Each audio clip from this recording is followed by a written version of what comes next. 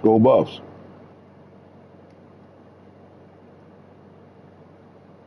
School Buffs. Hit that fucking like button when y'all come in on this bitch, man. Show some love. I'm saying every time I see Angel Reese, she's showing half her body, but then talking about they be trying to sexualize me. What's up with that, Hitter? Let's get into that. She like attention. Attention as.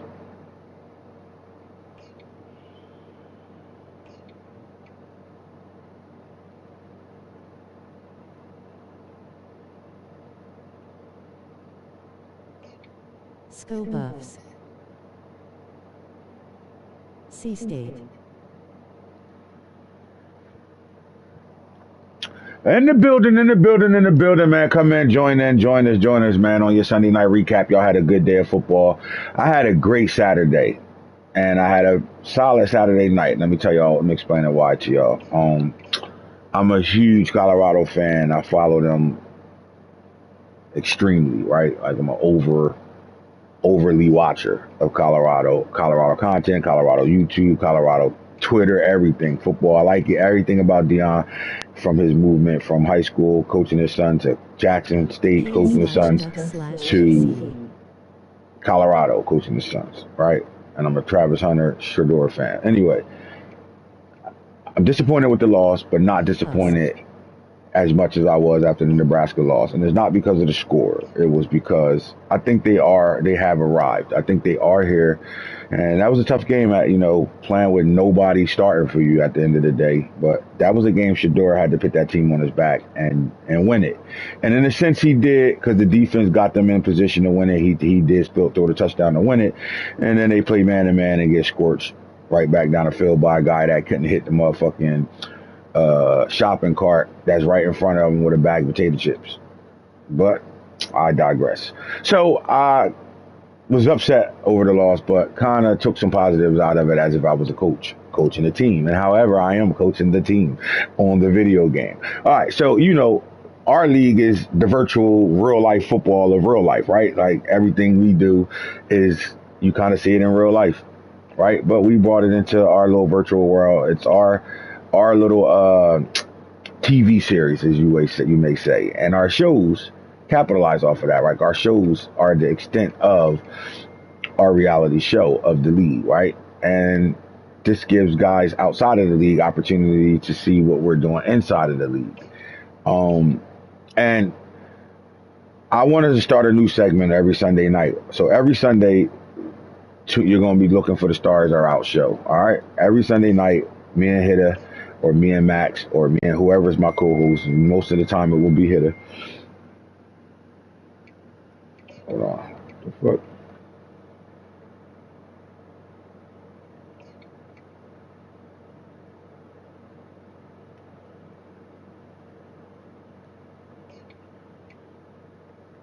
We do.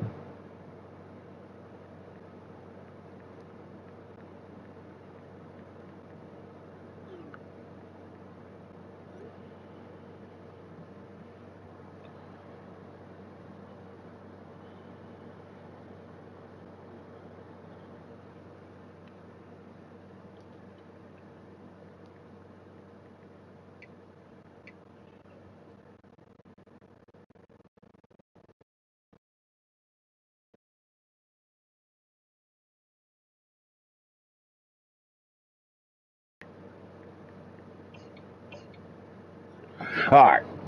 So the Stars Are Out. Obviously, you see where we're sitting at on the prospect list right now. So obviously, the title of the show is Everything You Need to Know, right? So one part of our segment of the show will be us talking about the top 12 recruits at each position in the country of the 2026 class.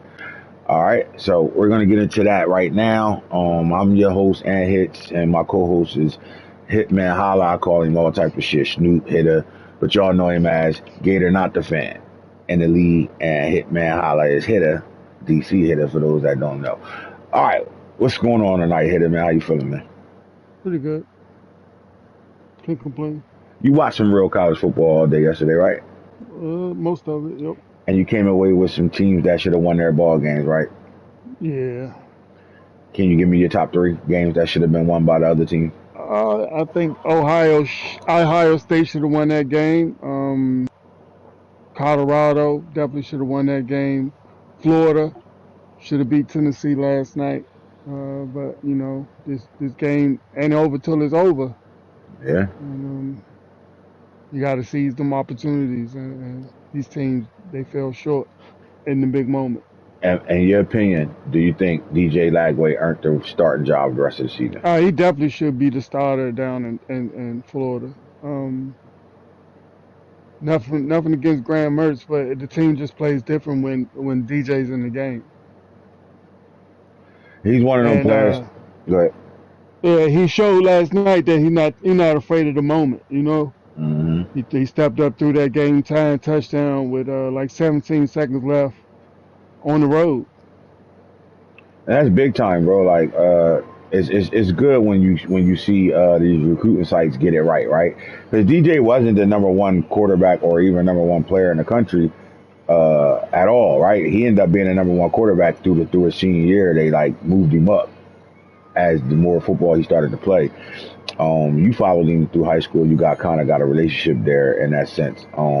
But you saw his stars go from 4 to 5 to the number one quarterback in the country uh, through his senior year, right? And, he took a team that was like absence of like Division 1 players and playoff runs to all that, where they got D1 athletes coming out of that school crazy now, like way more than they did. They had some guys there that came out of that school, but like it was like a little stretch, right? Am I wrong? There it was a little stretch Yeah, where they yeah. The wasn't sending nobody. last time they had a good player, it was Michael Bishop, Nickel Bishop, which is right, right, yeah, Michael Bishop.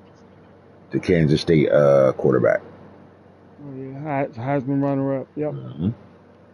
All right. So, with that being said, we're on our top prospects for the 2026 class, and we're going to give you all a storyline on these guys and where they went or where they're going, where they're verbally committed to. As of right now, some of those guys aren't committed yet. Some guys are taking their recruiting to the wire, and some guys, especially the big time players, usually they lock themselves in early. And once they lock themselves in, especially, would you agree with me, Hitter, that the quarterback position can set your class up? If you sign a quarterback, a top dog quarterback early, especially offensively, a lot of guys are going to start flocking to that school. Yeah, definitely. Quarterback is the leader of the team, and also is the heartbeat of the team. So if you don't have a good quarterback in place, most of the time the recruits know they don't have a really good chance of winning. Everybody wants to play for a winning program. Yes, sir. Now, my question to you is, you know, with the University of Florida, not giving away recruiting secrets and none of that, but you've been in the top five 2 years in a row, Yeah. and you've done all that damage, especially in 2025. You never even left the state of Florida. No. I mean, we have Florida, a very big state, a lot of players. But this year, the number one recruit in the nation has signed has verbally committed to the University of Florida, and he's not from the state of Florida. He's from Alabama, but he did play his last 2 years of high school football at IMG Academy. Talk to me about that. Uh, is that Yeah. an Alabama recruit or is that a Florida recruit?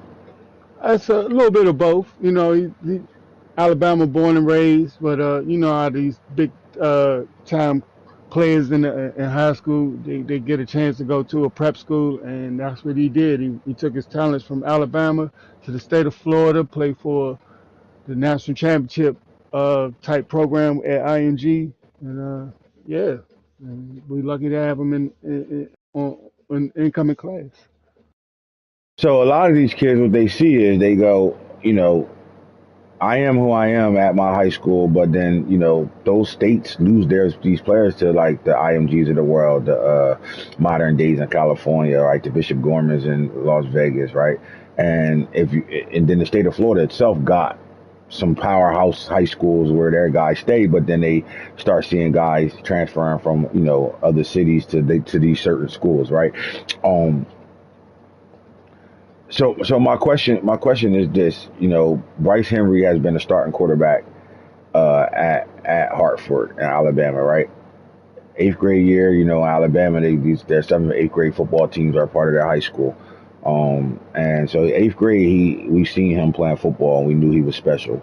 But as a freshman and a sophomore, he took his team to a title, lost. We'll talk about that loss as a freshman. Then he won the title the very next year. Then he goes to IMG and plays on the national stage. And the difference of, talking to his parents and him on why he decided to go to IMG was he wanted to play top competition throughout the country. And I think that's a program where you go to be able to do exactly that. And if not, it's one of those programs that completely, most of the guys that leave IMG and go to college, most of those guys are seeing the field early in their young careers in college because of the atmosphere that they're already around. IMG is like a college campus already. They're already doing college itineraries and things of the such. So they're very prepared for the college level. Do you think that's going to help Bryce Henry? Definitely. He's not going to be deer in headlights when he step on campus.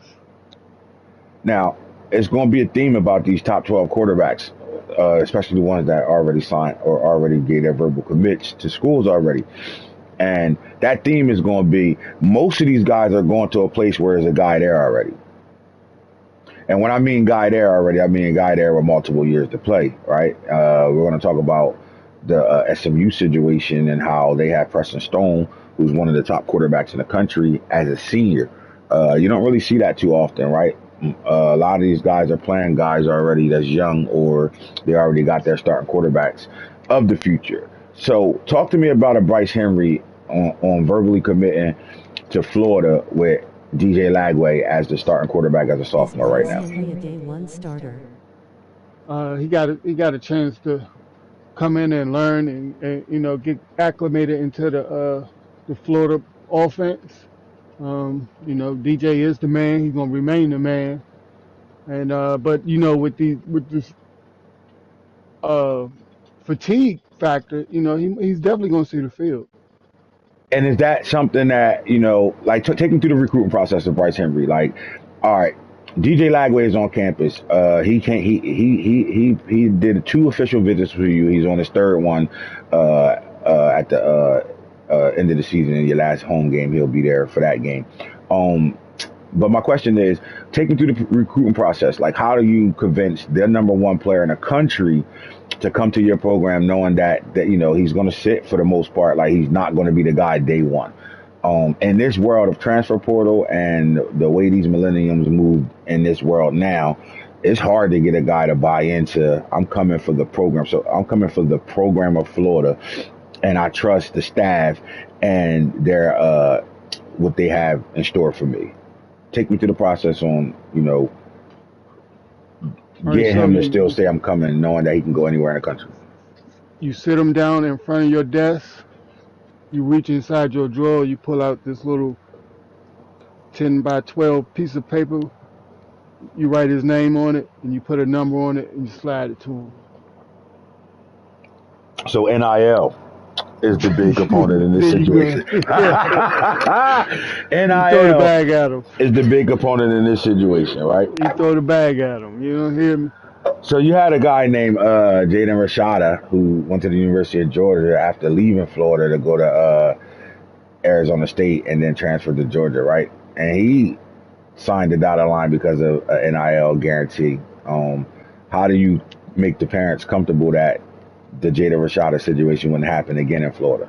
Because to get the number 1 player overall in the country, we talking about at least $1 million or more, right? I mean, that wasn't a Florida issue. That was a Rashada issue. I guess he didn't understand the term of the NIL or how it was supposed to work. So it was a little bit of miscommunication on his part. That's on him. We wish him the best. But your head coach is in that lawsuit, though. So is it really a Rashada issue, or is it a... He didn't understand the terms. So we're going to chalk it up on NIL was new at the time, and everybody was a little confused. We're going to chalk it up as that? We wasn't confused. Oh, okay. He got mad. We wish him the best. Got you. All right, so Bryce Henry, NIL motivated, right? Now, so outside of the NIL motivations, you lock that bag in. What was the other things that about the University of Florida that, kept him, all right, I'll take the NIL because it's schools out there that got that type of bag that could offer that type of bag as well. And his top five: Georgia, Auburn, Alabama, LSU. We know this kid did not want to leave the SEC. He wanted to play SEC football. You watched his career. He went from Alabama to IMG to play top tier football, and he wants to be in the SEC to play top tier football. As you can see, his top five list. Um, talk to me about some other things that open his eyes and his family eyes up to saying that Florida is the place for me. Sun, fun, and buns. Like if you come into Florida, it's nothing but beautiful women in bikinis all day, every day. It's always a 85 and above. Beautiful palm trees, sun shining.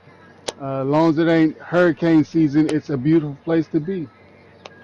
All right, so and let me ask you this: how about following y'all this year? Last year y'all went 6-6, but y'all won y'all bowl game, came back as a ranked team, had a top five class last year, and this year you guys are third in the SEC.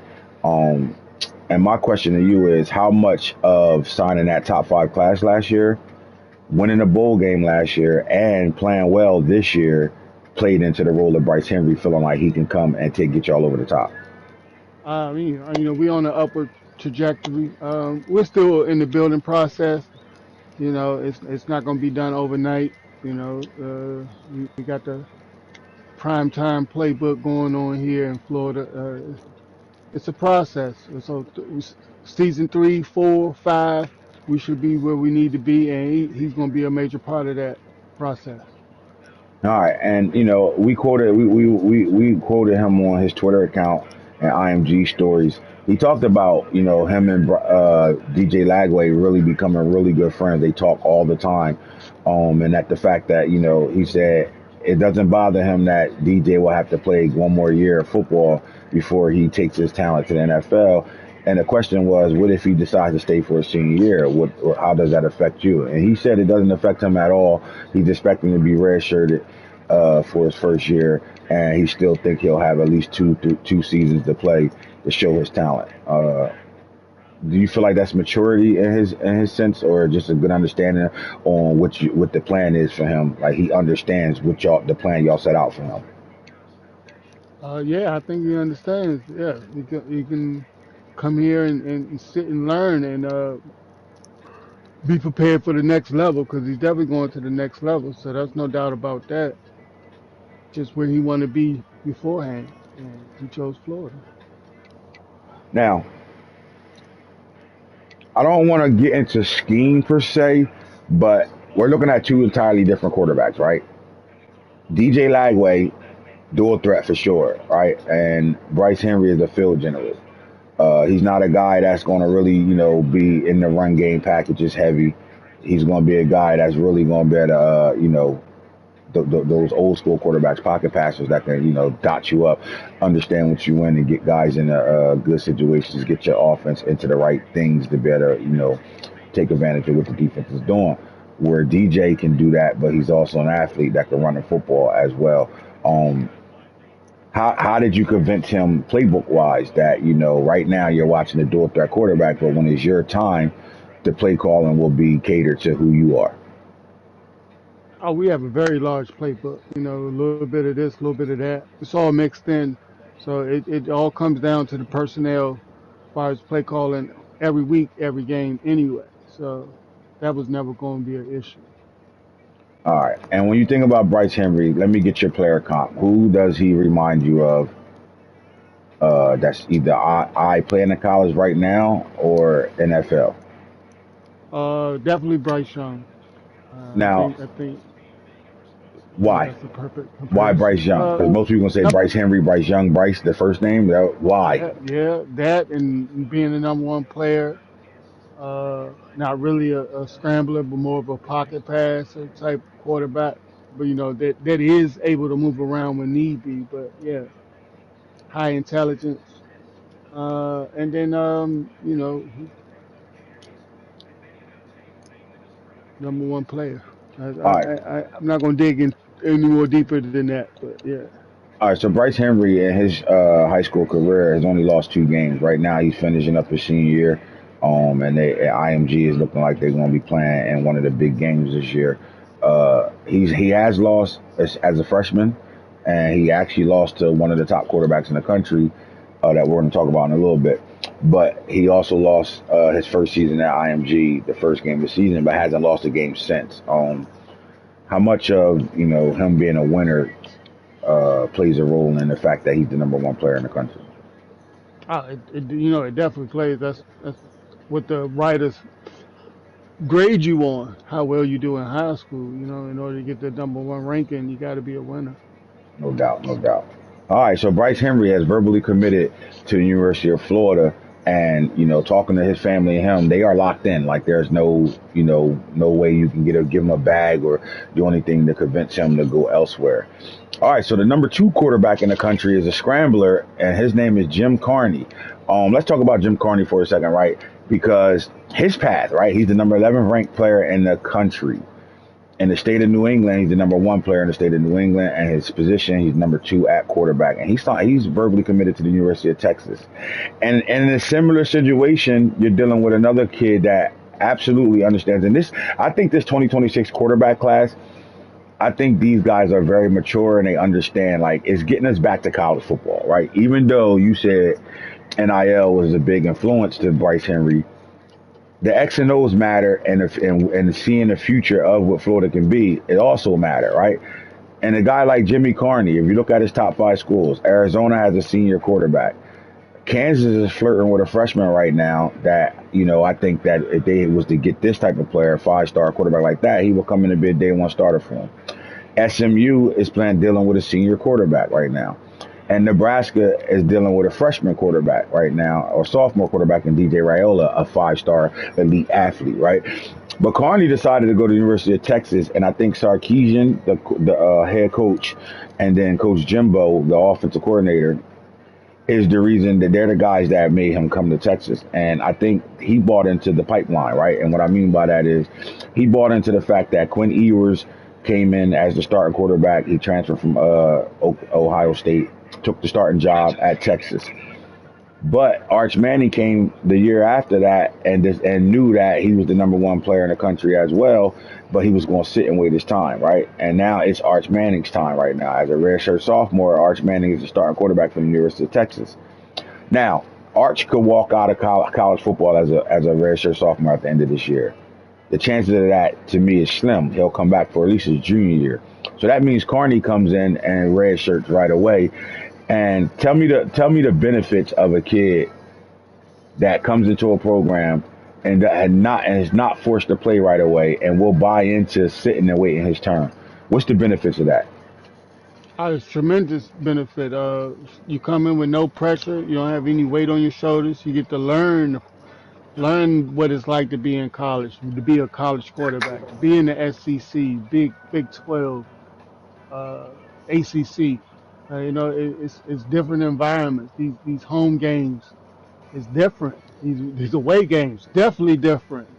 That pressure when that crowd is rocking and that bar's always filled up. It's nothing like it. And Carney was on record saying that he believes in Sarkisian. He thinks he's the best quarterback coach in the country. At the same time, he understands the Arch Manning situation where, look, Arch Manning was one of the best quarterbacks in the country, if not the best, and he waited his turn and it's paying off right now, right? He has Texas undefeated and with a shot to go to the SEC championship game as his first year as a full-time starter. And he has no problem sitting and waiting his turn right now. Listen, they said this kid, and you watch some of his high school games here, we watched film before we talked about this kid. They said Johnny Manziel reincarnated. Would you after watching this film, would you say yes to that? Jimmy Carney is Johnny Manziel, but can but a better thrower. They have a lot of similarities. I think this kid's going to be special in Texas. Kind of Vince Young like with a little bit less melanin. Right. He said he was quoted on X and said exactly that. Why not go to Texas? Vince Young. I'm that. I'm that. Then he also said, do you not see the athletes and the talent in Texas right now? Who wouldn't want to go play for that? Like, he said he was drawn because he understands Sarkisian knows how to develop quarterbacks. That's that. He thinks he's the number one quarterback coach in the country. He also understands Jimbo's offense, and he really likes what they do over there. But he also said, who wouldn't want to go to Texas where the weapons are extra weapons, right? It's beyond weapons. They got nothing but dogs. Look, when you sign a when you got the number two quarterback verbally committed, you start to see wide receivers in his class start flocking to it as well. Because when we show the wide receivers, they also brought in the number one wide receiver, and he said he was going to Texas because of Jim Carney. Period. Right, Jimmy Carney. So what type of player is Texas getting with Jimmy Carney outside of the Vince Young and Johnny Manziel comp? They getting a stud. They getting a 5-star stud. How He's much gonna does this? live up to the grade. So look, although Bryce Henry won the Elite 11, Carney finished second in that as well. But he did beat Bryce Henry in the 7-on-7 sector of the Elite 11. And through the 7-on-7 circuit, he was dominant. He played for Cam Newton's team, and he was very dominant. And another thing was, when you see these type of athletes playing and they pit 7-on-7 teams together, these guys want to start going to the same schools because they get to see a quarterback that they played with in 7-on-7, and they know he can put the ball wherever he want. And that's what happened with the number one receiver in the country when it comes down to Carney. But I asked you this before we move on from Carney: how much does 7-on-7 play a factor in these rankings on these kids? Like Oh, it getting in plays these a lot. camps and playing in 7-on-7, how much does that help their rankings? It helps a lot. Like I said, the writers get a chance to look at you. Coaches get a chance to look at you, see how the ball look coming out of your hands, feet placement, those type of things. Bad habits, it gives coaches and recruiters a good chance to get a good look at you. And he came and he showed out. And especially a kid like this, right, in New England, you ain't really finding too many big time That's football players Nebraska. out of Nebraska. I'm sorry, Kearney, Nebraska. I'm sorry. Nebraska, where there's nothing else Yeah. to do but watch Nebraska football, right? That's why Nebraska was on this list. My bad. I saw that at the bottom too. Skipped it. But anyway, for out of Nebraska, right, where, it's not a state known for, sending 5-stars all over the country. But when you find a guy like this at Jim, the recruits guys are going to go find all the players. That's what their job is to do. But that 7-on-7 circuit is the reason why he's the number two quarterback in the country. Would you not agree? Yes. Man, is Texas in good hands, right, at the quarterback room? They still have, Arch Manning as their quarterback, and this guy is looking to be the future right behind that. I would say Texas is in good hands right now when it comes down to quarterbacks. I would too. All right, now let's go to USC and let's talk about Braden Hocker. Listen, first quarterback that we've seen stay in the state of California. Look, he's from San Diego, California. He went to the same high school as Reggie Bush. Reggie Bush is his idol, and that's taller what it is. Reggie Bush is the reason why he's going to USC. And he's another quarterback hitter. USC has a freshman quarterback who's starting right now and has that team undefeated right now. And for this kid, as the number 3 quarterback in the country, to decide to still go to USC, do you think proximity to home played a big role in this? Yeah. That's exactly what his deal breaker was. He wanted to stay home. He's a Gotcha. mama's boy. He think he got a little boo thing that's still in high school that he don't want to lose sight of. No doubt, no doubt. But he get on the campus of USC, it might not be the proximity to home that might make him lose that little high school sweetheart. It might be what's on campus already, especially if he come out and show out. I think he's heavy in his religion, and they've been together since middle school. So I don't know. That's what he said. All right, so let's get back to football, right? Because some of these kids gonna throw their future away fucking with these girls. But let's talk about football. How do you go to USC knowing that there's already a guy in front of you and he has 3 more years of football and you're coming in the building? Like, this is not a kid that, is a guy that say, you know what, the guy in front of me is better and I'll wait my turn. This is a guy that's saying, I feel like I can get on the field right away. and he's been adamant on saying that. So what type of situation does USC find themselves in signing the number 3 quarterback in the country and having a freshman quarterback right now? I think it's a difference when you're a 5-star in the building, and the guy that's there is not. But he's playing really good football right now. So what in a year from now, what does it look like in USC at their quarterback room? I mean, this is why we have spring ball. You know, I mean, I think he's going to come in, he's going to compete, he's going to show the coaches why he's there, and he's going to put the start on notice. So I look forward to a nice little battle, and then you also have wear and tear, so he's definitely going to be able to see the field. You know, it depends on where he fall on the depth chart. I just think it makes the conversation harder. Like, think about the DJ Lagway. You went through this last year. Anytime Graham ain't play good, the crowd starts screaming for DJ, right? When you got a 5-star quarterback in your program sitting on the bench, they gonna want to see this kid if the USC quarterback don't get the job done. So right now, I think Hocker is going to pay attention, and his family is paying attention to what that freshman quarterback over there for USC is doing right now, and how far he takes that team. They're undefeated right now. They have a top 3 class right now. And not only that, they're winning ball games. They got a big time shot at playing in the Big Ten championship game and being in the playoffs once again. I mean, they had a big playoff win last year. So USC is on the rise right now, and they're looking to dominate the state of California. And the fact that they kept this kid home shows you that they are saying California is our state, and we're going to keep our kids home. How significant is that when you are a California team and you're bringing in California players?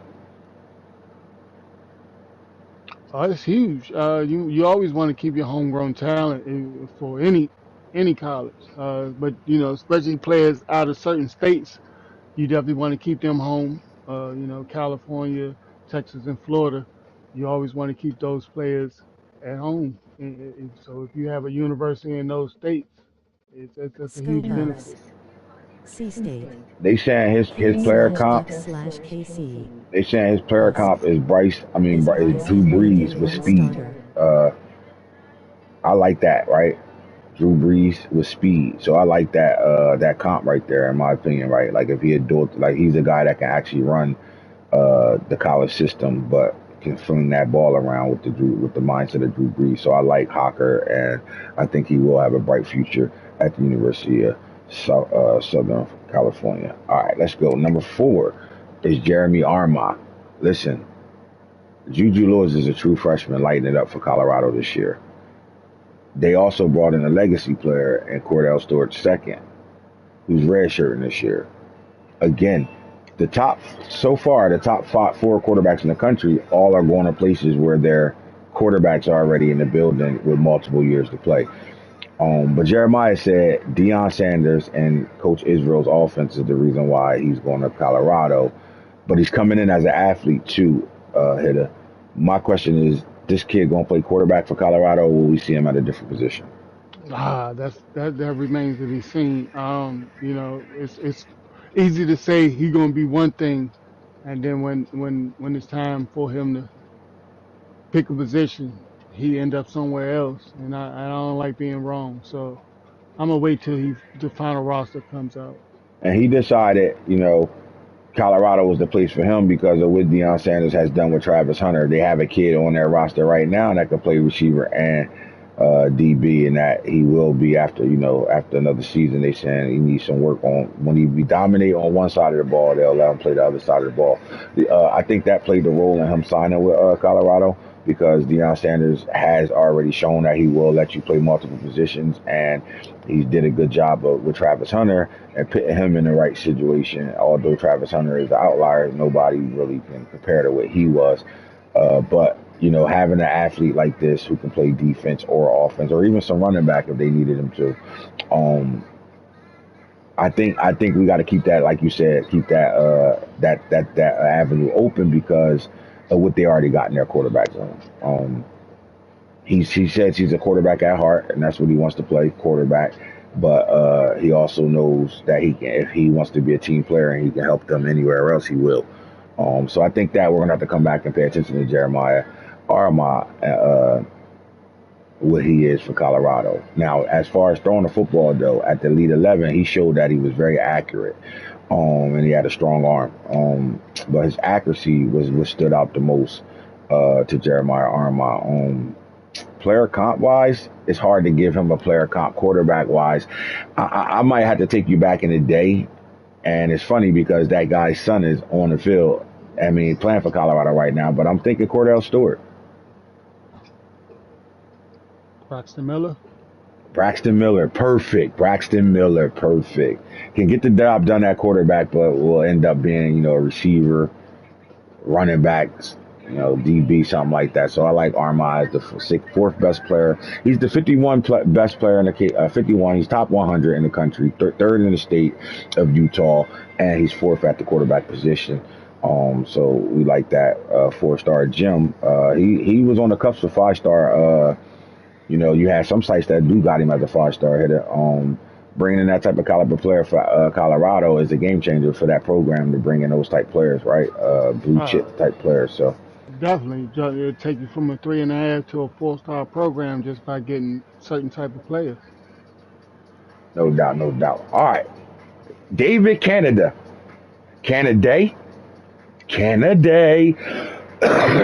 Look, the number one quarterback in the country. These guys are rivals. Bryce Henry and Canada went at it as freshman and sophomore. Both of them are 1-1 in the big game. But he decided he was going to listen. He verbally committed to SMU in his junior season and stood on that. Right? Nobody's been able to poach him out of the building. Although Miami came after him very hard, Alabama, Georgia, and Clemson all were in the mix. But he signed with SMU. He's going to sign with SMU. And he's one of those guys that has been committed to SMU since last year after they won their bowl game. I would say this, though, about him, Hitter. He has the opportunity to come in and start day one because Preston Stone will be going to the NFL after this season. He's a senior quarterback. He's one of the top quarterbacks in the country. He'll be moving on to the NFL. And that quarterback position is wide open. Now, he's the number 5 quarterback in the country right now. And you said, explain why you said you thought he was the number 2 quarterback in the country.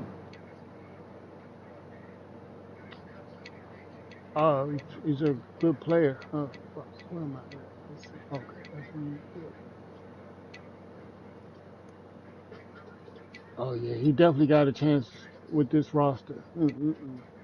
Right. Like when you are making a decision, right, out of high school, this is the first kid that said, I ain't with all that sitting behind nobody. I'm coming here. He's going to SMU because they do got good NIL as well, but he's going there because he wants to see the field right now. This is a kid that's adamant, wherever I go, I'm playing right away. Like, you follow him on Twitter and then things like that. You know him and Bryce Henry, they're really good friends, but they argue all the time on Twitter. And they always arguing about the game they won and the game they won against each other, right? They argue about the state championship and all that all the time. But he was adamant, I'm going where I'm going to play. I'm not trying to sit. I want to be in college for 3 years and I'm out of there. He's coming into a good situation at SMU. He can come in, he can grab the reins, and for any quarterback or any player, that's a great position to be in. Mm-hmm. Opportunity.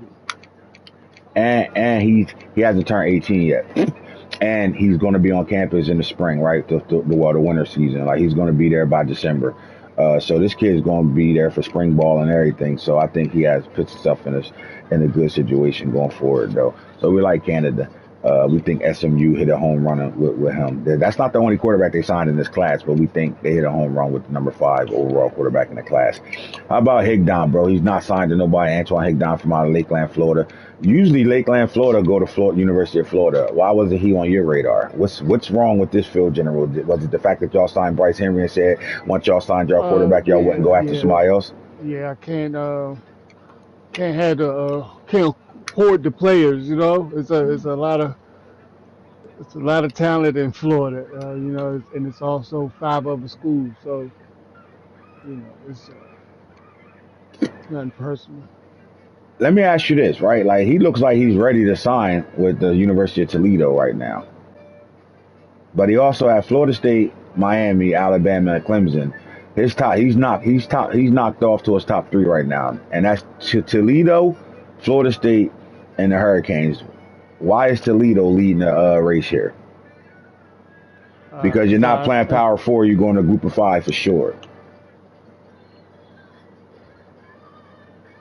I think because no one put any pressure on it, I think Florida State dropped the ball, and Miami ain't University even of offering. Miami didn't even offer him. Yeah, so I think he just kind of slipped through the cracks. I can't really speak on Miami's situation at quarterback, but I think they're pretty good. I think they're solid, and Florida State they've been absent. Yeah, man. I think Florida State should want to keep this guy in house right now because he's giving me Jameis Winston vibes. And I think Toledo get this guy signed. That'd be a big time sign for that program. And going forward, you can't let a guy like this slip out of your state. Simple as that. All right, the number 7 quarterback in the country, Jaden Redwine. He's going to the University of Washington. Washington style at Oregon was in his roster, but I think Oregon lost this fight to get the number 7 quarterback when they signed the 2 quarterbacks they signed already. They signed, and then Achilles Smith is there as a freshman going crazy for Oregon right now. So this is a kid that wants to play right away. And the question is like, all right, well, you still chose Washington, who brought in a true freshman last year, who was the top quarterback in the class, a blue chip player. And he said, nah, I just think that, I can come in and play, and I want to stay home as well. So this was a guy that said, I'm staying home. Obviously, proximity to home was his deal breaker, and he's going to the University of Washington. And I think we're going to see Redwine on the field. I like his talent. I think he's pretty solid. He's an improviser. He's a good talent. And then you're looking at the number 8 quarterback in the country, and Tyree Connors, who's 6'5". So not so fast, my friend. Houston, Memphis, North Texas, and LSU was in the mix here. Look, though, from Greensboro, LA, right? My question to you, Hitter, is they signed the number 5 quarterback and a number 8 quarterback. Is there going to be a true freshman quarterback battle at SMU? It might be, and if I'm SMU, I'm excited. I'm bringing in 2 Top players that's 10. going to revamp my whole program. Even if they go, hand in hand where they swap possessions, this is a great problem to have. Tyree Connors on X said, one of us is redshirt and it won't be me. Man. Is that a problem for SMU, or do you like that? You like a kid saying something like that? I kind of like them being competitive. Yeah. It's always good to have friendly competition, as long as doesn't get out of hand. They can work together and learn together, because they definitely gonna have to learn. Have to learn together and practice. It's a good problem to have. You want players with competitive edges. Yes, sir.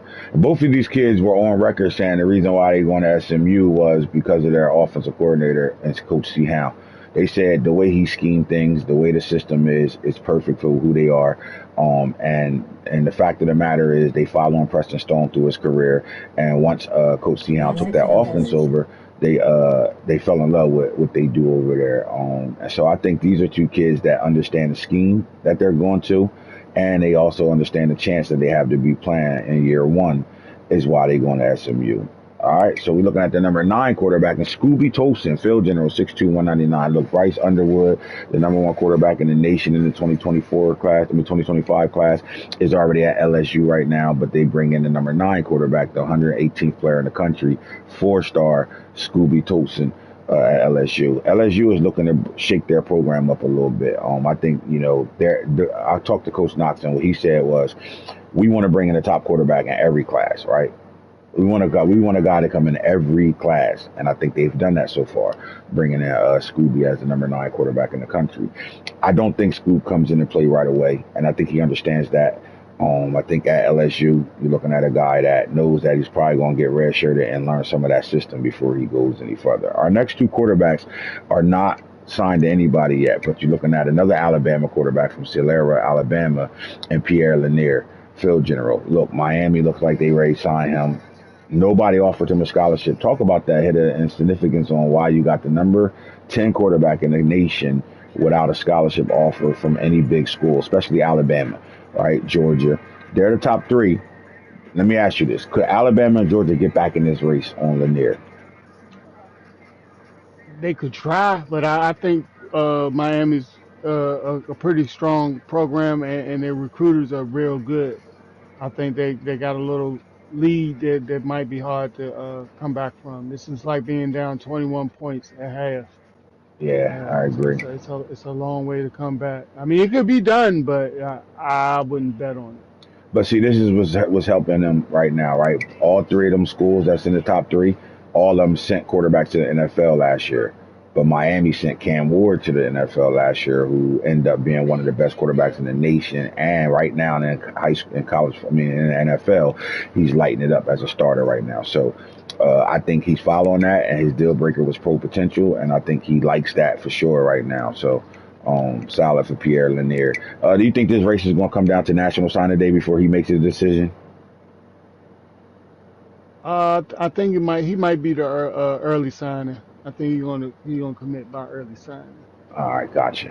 All right, so then we're looking at the number 11 quarterback in Nick Keke, another field general, 6'3", 225, out of Acworth, Georgia. North Carolina looks like they ready to lock this thing in. Texas A&M offered him a scholarship. They are coming. Look, Texas A&M is moving up that board real fast, and SMU is falling down the board. But I think SMU falling down the board because they already got their two guys. They're not worrying about it. But North Carolina, it looks like they're ready to go ahead and get them a blue chip quarterback to start their 2026 season off with. Is A&M still in this race, or is it strictly North Carolina ready to win this thing? Yeah, it's just this is North Carolina. You could go ahead and make him call him a Tar Heel. It's a wrap. Is a rat pro potential A too. That's what's up. And then North Carolina, not only did they got dibs on the number 11 quarterback, the last quarterback we're going to talk about is the number 12 quarterback, and Byron Bullock, right? They also brought in an improviser already from out of Georgia as well. So they're attacking the state of Georgia for their quarterbacks right away. And Rampoon Cap, Georgia right now, and North Carolina has signed him. What type of player are they getting? Bullock. Oh, they getting a dog. They're getting a baby dog. You know what I'm saying? BB is the type of player that can throw a good short ball. Mm-hmm. And I think that's what they want to do. They want a guy that's going to take the checkdowns. They want a guy that's going to be able to really dig into the offense to be able to set up the deep ball in North Carolina. North Carolina is a run first team, but they want a quarterback that can capitalize off the play action. And I think they found it with Byron Bullock. All right, so that's our top 12 quarterbacks in the nation right now. As we go down a little bit, you're looking at Ezekiel Scales, who signed verbally committed with LSU as a scrambler. You got Casillas, who hasn't signed yet, but California, Fresno, Stanford, and USC. So this kid is a Colorado kid, UCLA as well. He looks like he want to stay home in California. I'm sorry, not Colorado. Carmichael, California. Looks like he want to stay in-house right now. Now, USC did offer him a scholarship. They are getting hot, but it looks like Cal really might close this deal within the next 2 weeks. Oregon brings in a quarterback in Lee Vels, a scrambler, 6'2", 199. They were in a battle with Colorado in this battle, Texas Tech, Oregon State, and Washington, out of the state of Washington. But they brought him in, and they have Achilles Smith, the true freshman, that's lighting it up right now. So there's really no ifs, ands, or buts there. So there go your top 12. We're not gonna go past that for right now. Let's get to the running back room hitter. We had a lot of 5-star running backs in this class, right? We're looking at 5 of them. 1, 2, 3, 4, 5 5-star running backs in this class. And the Mm. gem of the class is Sidney Neal. He goes to Texas. Look, Cedric Baxter left Texas in the transfer portal and went to Miami in a loaded backfield. Miami, Texas ain't even like feel that like, oh my God, that's a big loss. Even though they loved him and it was a big loss, they didn't care because their running back room was deep. They got senior that's playing really well in blue, and they got some young guys already in the mix. But when you bring in an athlete like this, right? Because he's the number 16th player in the nation, but he's the number 1 athlete, number 1 running back. Let me ask you this: is running back going to be his position at the University of Texas? I don't know. I mean, I would put my money on it, but he could play anywhere. He can be running back. He might be even wide receiver, cornerback, He does it all in high school out there in Baton maybe Rouge. maybe even linebacker, safety. Man, It's no telling where he might be. He's an athlete. He has very loose hips. Pretty fast. Hmm. He's he's gonna be a problem He's a no home matter run where he hitter. lines up. He's a home run hitter. I'm talking about this is a kid that you have no problem giving him the ball and let him go 80. He's 80 and out the gate. Like he's that type of guy, right? He's very shifty, elusive. He can get in and out of shit. And they looking to put 10, 15 pounds on this kid. And if they do that, I think they got a monster in the making. I like him better at running back. And I think he will play the running back position for the University of Texas. And this is just them dominating in the recruiting game right now, bringing in the top running back in the country right now. Look, man, this kid has rushed for 2,000 yards 3 straight years from sophomore year to his senior year. He's already at 2,500 right now and has still got games to play. 35 touchdowns on the year right now. He's dominating. And not for nothing, he's not a guy that had high volume of carries. Like he also shared time in the backfield with another stud, but he's not a guy that 300 carries a year as a high school player. So the wear and tear coming into college is not there for him. So I think they got themselves a home run hitter and a guy that we'll see on the field very soon. Like I like Neil. Then you're looking at the big power back Antonio Bichetti for Clemson. Look, they kept him in North Carolina. Look, North Carolina State was in the mix there.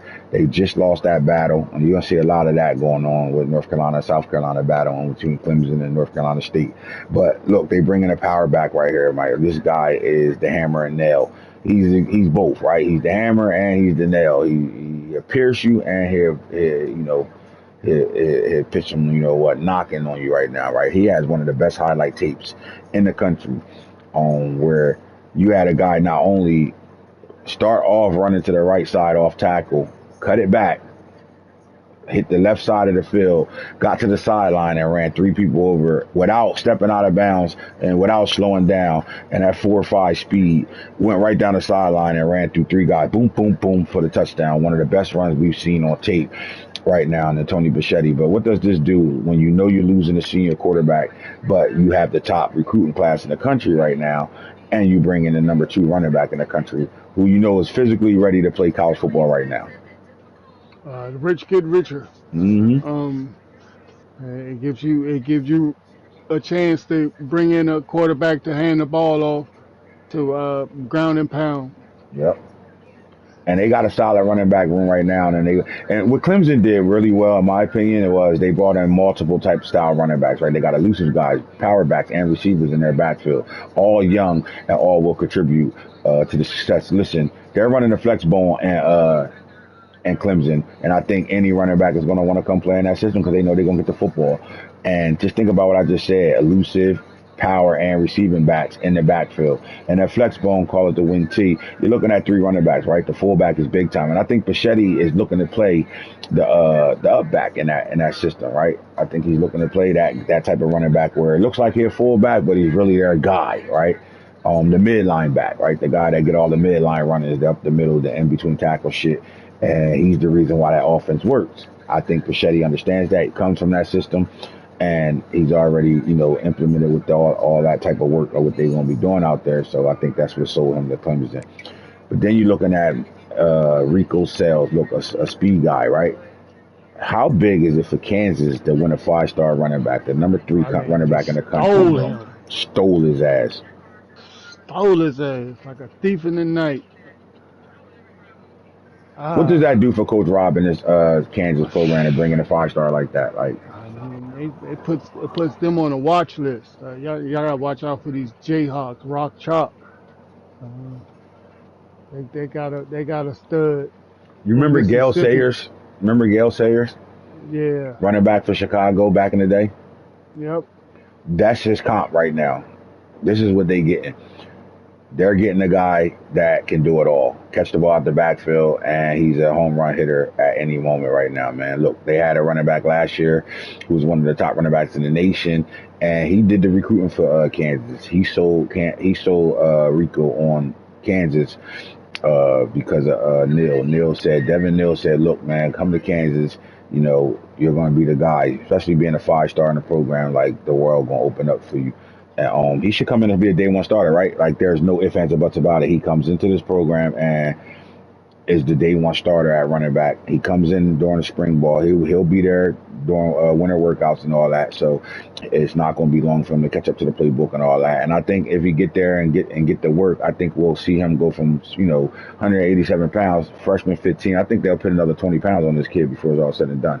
The question is, do they want to put that type of weight on him, knowing that he's a speed back? He ain't gonna be eating oodles and noodles no more. At I all. think once he get to Lawrence, yeah, he's definitely gonna put on some weight. They're gonna have him on the meal program. Uh, Hit that weight room. I can see a good 20 pounds, healthy, strong 20 Yep, pounds of muscle. muscle. Yep. And just gonna be a dog. I like him. I think he definitely comes and start day one. They got a freshman quarterback in the building right now too, so they're trying to build their offense back up. They lost a lot of their weapons from 2024, and they're building that program right back up. So I like what they're doing out there in Kansas. Coach Rob, that's a big win though to get a 5-star, number 3 running back, number 24 player in the nation. And then you go to Alabama, Brian Cox, power back, 6'1", 232, Hollywood, Florida. This is another guy that escaped Florida State. Look, Florida State was his favorite school. How is Florida State losing these battles when guys are on record saying, I love Florida State since the Peter Ward days? They got turmoil in their recruiting office. They got a guy lying about him doing his job because he definitely hasn't been doing his job. Yeah, I think that You can't let this guy get out of Florida. I don't know. their coaching staff is on the hot seat like crazy right now in Florida right now, and the fan base is upset, man. They like, well, we already got a battle with 5 schools in our state, and the fact that we got guys coming in out of our state, plucking guys out of our state is a problem, especially when they're on record saying Florida State was his dream school. That's crazy. But Brian Cox, big time fullback type of running back. I don't think he's gonna continue to play running back. I think eventually he's going to be moved to like like a fullback stop, even though the fullback position is kind of disappearing. But I just think he's going to be that type of back, right? Goal line running back guy that just power back and you all day long. All right, so we're looking at another power back, DeMarcus Finfro. He's going to University of Louisville at 6'2", 233. This guy is the next Ron Dane, is what they call him, right? They said this guy should rush for 2,000 yards in his college career at some point. So we shall see out of Illinois. And we're looking at USC. They bring in Ronnie Dimford, right? Listen, we know. Southern Cal has had a plethora of running backs to come through that program. I mean, we could just keep naming them: Marcus Allen, O.J. Simpson, Reggie Bush. Like, we could just keep naming guys, right? And he's in that line to be that type of guy, right? Big time 4-star running back. 6, but another guy that they kept in state right now, Orange Cal. Like, we gotta like what USC is doing right now. I mean, their signers are coming from out of the state of California. They're keeping the guys home. How big is that? That's huge. I mean, it's very huge. You saw LSU bringing 2 Louisiana quarterbacks. Mm-hmm. California doing the same thing with USC. USC doing the same thing. California, Texas doing that with Texas players. Florida, Miami, Florida, and sometimes Florida State keeping these Right. Florida kids home. That's a big deal. That is a big deal, and you got to think about it. This kid wasn't stuck on being home. Like, he had no problem going somewhere else. Oregon, Texas, Alabama, and Arizona was on his top 5, so he had no problem going somewhere else. So the fact that they won this battle is big time. And they're in a race for another big time running back, in my opinion, too. So we'll keep it moving though and go to Texas. They bring in Oscar Delero, receiving running back. All right, number 7 at his position, 6 foot, 182 pounds, out of the state of Dallas, Texas. Texas Tech, Oklahoma, SMU, A&M. Just got to be proximity to home. Nope, championship Yeah. contender. But most of these schools are, in that area. Everybody be near home. That's the second athlete these guys brought in, though. But I think their receiving room is loaded, so I don't see him going outside of playing running back. To me, he'll be a red shirt guy, but he's a dog. How about the University of Syracuse winning on Clyde Cockrell, the receiving back, 6 foot, 197. This kid is the only kid in this class from high school that had 1,500 receiving yards, 20 touchdowns, and 1,200 yards rushing, 17 rushing touchdowns.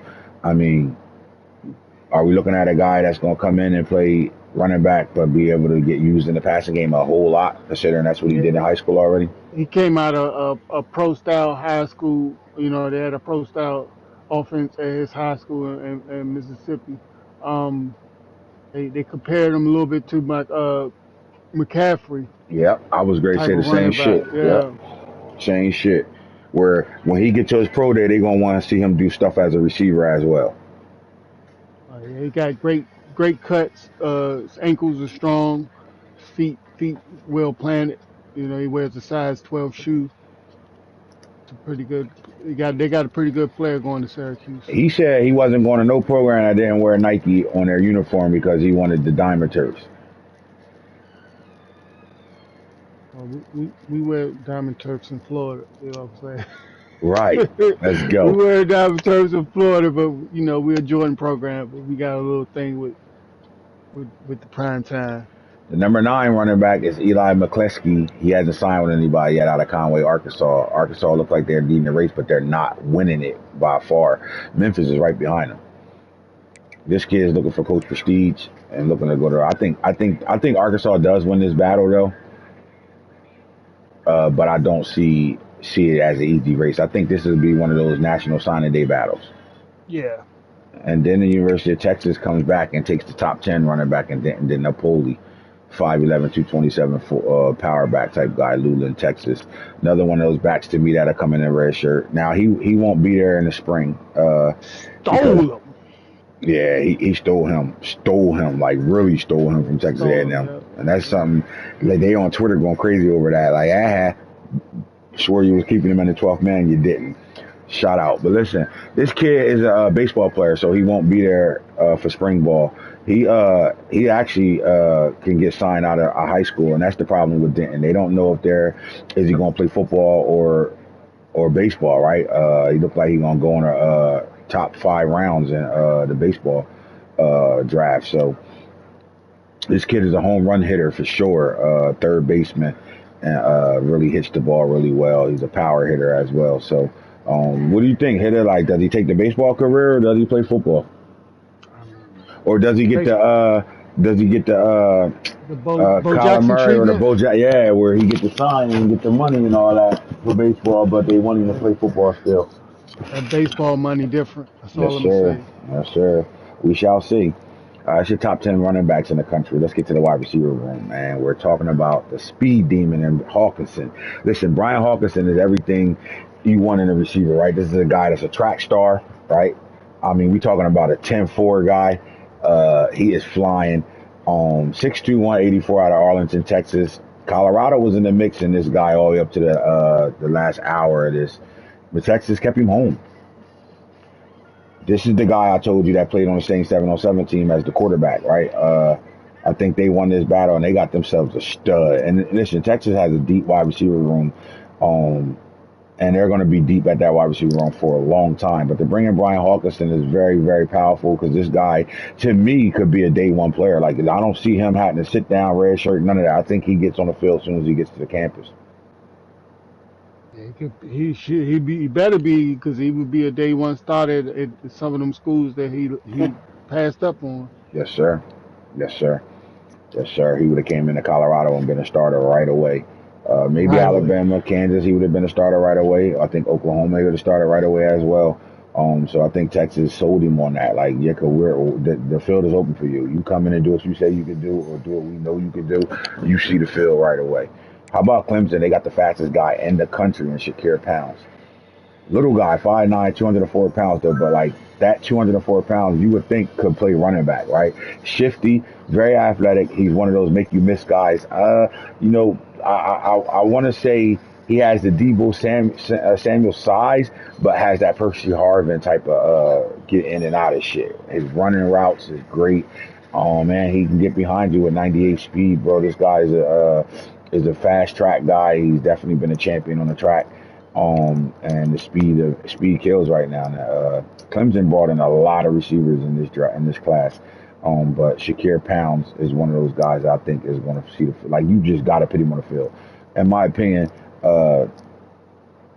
he's going to be a guy that's going to do a little bit of everything as a freshman, right? Like there's no way he doesn't play right away. Like jet sweeps. You know, he could do some things in the running game as well.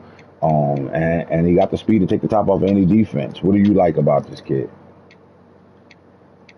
Well, I like the fact that he's 5'9", 209. That's crazy. Right, 204 pounds at 5'9", man. That's running back size, bro. That's crazy. Can you see him being moved to running back though? Uh, Because you got to think, or are they going to ask him to lose weight? Like, what type of weight is it? Like, is it baby weight on him right now? But 204 pounds, man. He's physical. Like, this ain't just a guy that's just going to, finesse you all day long. Like, he breaks tackles. that's scary. With the flex bone being ran over there, don't be surprised if you don't see Pounds as a running back before his career is over with, or getting running back snaps. Texas Tech always find a way to get a top receiver. Quincy Orji goes there, route runner. He takes it to Texas. If you look at the schools he all looking at, they all within that proximity of home shit, and that's what his deal breaker was. All right, Val Tiololo, route runner. He hasn't signed with anybody. He's from Hawaii, but he looks like he wants to stay on the West Coast. Oregon State, California, UCLA is his top three. Stanford and Oregon was in the mix here as well. I think this kid ain't going to sign right away. I think he's going to take his fight all the way to the national signing day. Sitting at number 4 in the country. Looking at the number 5 receiver, Jimmy Aye, physical, 6'5", 219 out of Lakeland, Florida. He came to y'all backyard here to Miami, Georgia, Alabama, and Ohio State was in the race for here. Clemson signs a 6'5", 219-pound threat. Like, this is a jump ball guru, right? This guy goes up and gets the deep ball. Throw it up, he's going to come down with the 50-50. Talk to me a little bit about Jimmy. What do you like about him and why he's at Clemson? I like this height. He's at Clemson because he's not a true Floridian. If you know what that means, then you know why he didn't end up with a Florida school. Right. So, meaning, like, he ended up playing high school in Florida, but that's not where he's from. No, the He, nigga's slow. he went to Lakeland on some goofy shit. He's slow. Yeah, He's not burner. He's not a burner. he didn't grow up chasing rabbits. Yeah, no, yeah. He grew He up ain't had to like run from no gators. he don't even belong in Lakeland. Like he don't even belong in Lakeland. But then the coach saying we getting our information wrong because he's 97 speed, meaning he runs a 10.4 in a 100. So I don't know, I don't know. I think the tape tells us. I don't see that speed on tape, bro. I don't want to hear that shit. He ain't grew up chasing rabbits and shit. He grew up motherfucking listen to Pool. Boom. That's where he grew up at, one of those neighborhoods. From the fact that he had Lakeland, he doesn't look like he fit in that. Let's get off of that. But look, if he does have that type of speed at 6'5", this is a game changer because he can pretty much be Randy Moss or fucking Calvin Johnson. Like, he could be anything they want him to be with that type of speed. It just didn't show up on tape to me, right? Like, I know what they say his 40 is, and you take that from a grain of salt. We won't really know what he really run into his pro day, but I don't see that on tape. Maybe it's because of how they played him, right? You only really seen him in jump ball situations. Like, I didn't see him catching drags and going 70. I saw him throwing it up every time. Go get it. And he go get it. Now, I've also saw him outrun coverages and chase balls down and catch them, no diddy. But for the most part, look, man, the guy has 17 touchdowns as a senior year right now.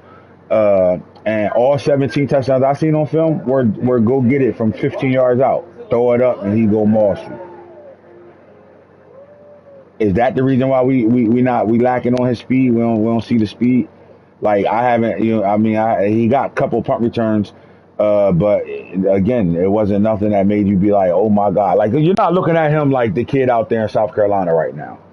What's his name?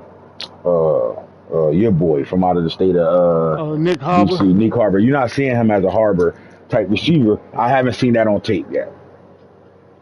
But he also played some edge for this team as well in high school in Lakeland. We'll see though. I mean, when he get to college, we'll see. He'll be on campus early. But I'm sticking to my guns. I don't think he's a 10-4 guy.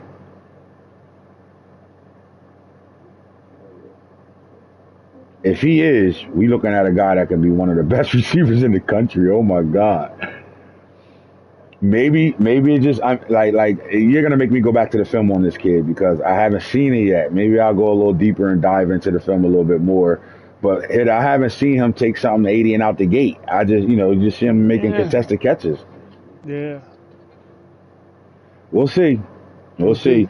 He did run the 40 at the Nike camp and shit. That's why they saying they're a 10-4 guy. But like I just don't see it. If listen, I'm gonna tell you, Welcome, see smiling faces I'm gonna of tell you like glasses. this. I'm gonna tell you like this. At Clemson, if he got that speed, we'll know right away. We're gonna know by game 3 if he's that type of guy.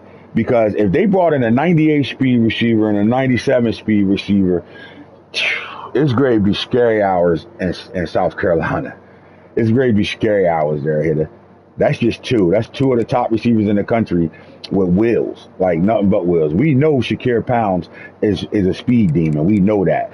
The tape shows us that this guy wins all contested passes right now. So we'll see. All right, the number 6 receiver in the country, Jeremiah Herron, hasn't signed with anybody yet. Deep threat out of Brunswick, Georgia. Auburn is in the mix. Florida State's in the mix.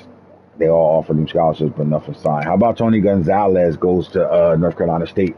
They kept him North Carolina. They Winston-Salem. They kept him in-state. Physical receiver, 6'2", 207 pounds. This guy's a route runner. Like this guy is physical. He really goes and get the football. And he can run the route tree. And I think they need that in North Carolina. Look, they got a kid over there in Concepcion. Bottom 98 speed 2. Boy, all speed. Magoogaland? Oh my God, this motherfucker just out here signing fucking demons right Justin now. H. Ha ha ha! Yeah, I feel you, Eddie. I ain't even mad.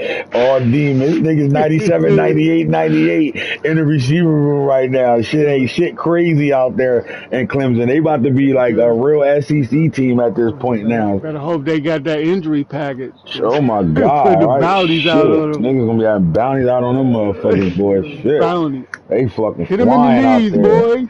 Hey, listen, take care of these motherfuckers, boy, because they're going to be flying. We're going to see, though. And that's the good thing about these recruits. We're going to see what they are and who they are when they get to where they go. And look, man, where they go matters, right? Some niggas is going to die at the schools they at, and some niggas is going to excel. But Tony Gonzalez is an extraordinary route runner. Concepcion is in the building. I think he will come back for a year. And they have a young quarterback out there already, and I think that's what sold Tony Gonzalez to North Carolina State, the quarterback. They love Felipe Rivers out there, and he can't wait. And another thing is this, man.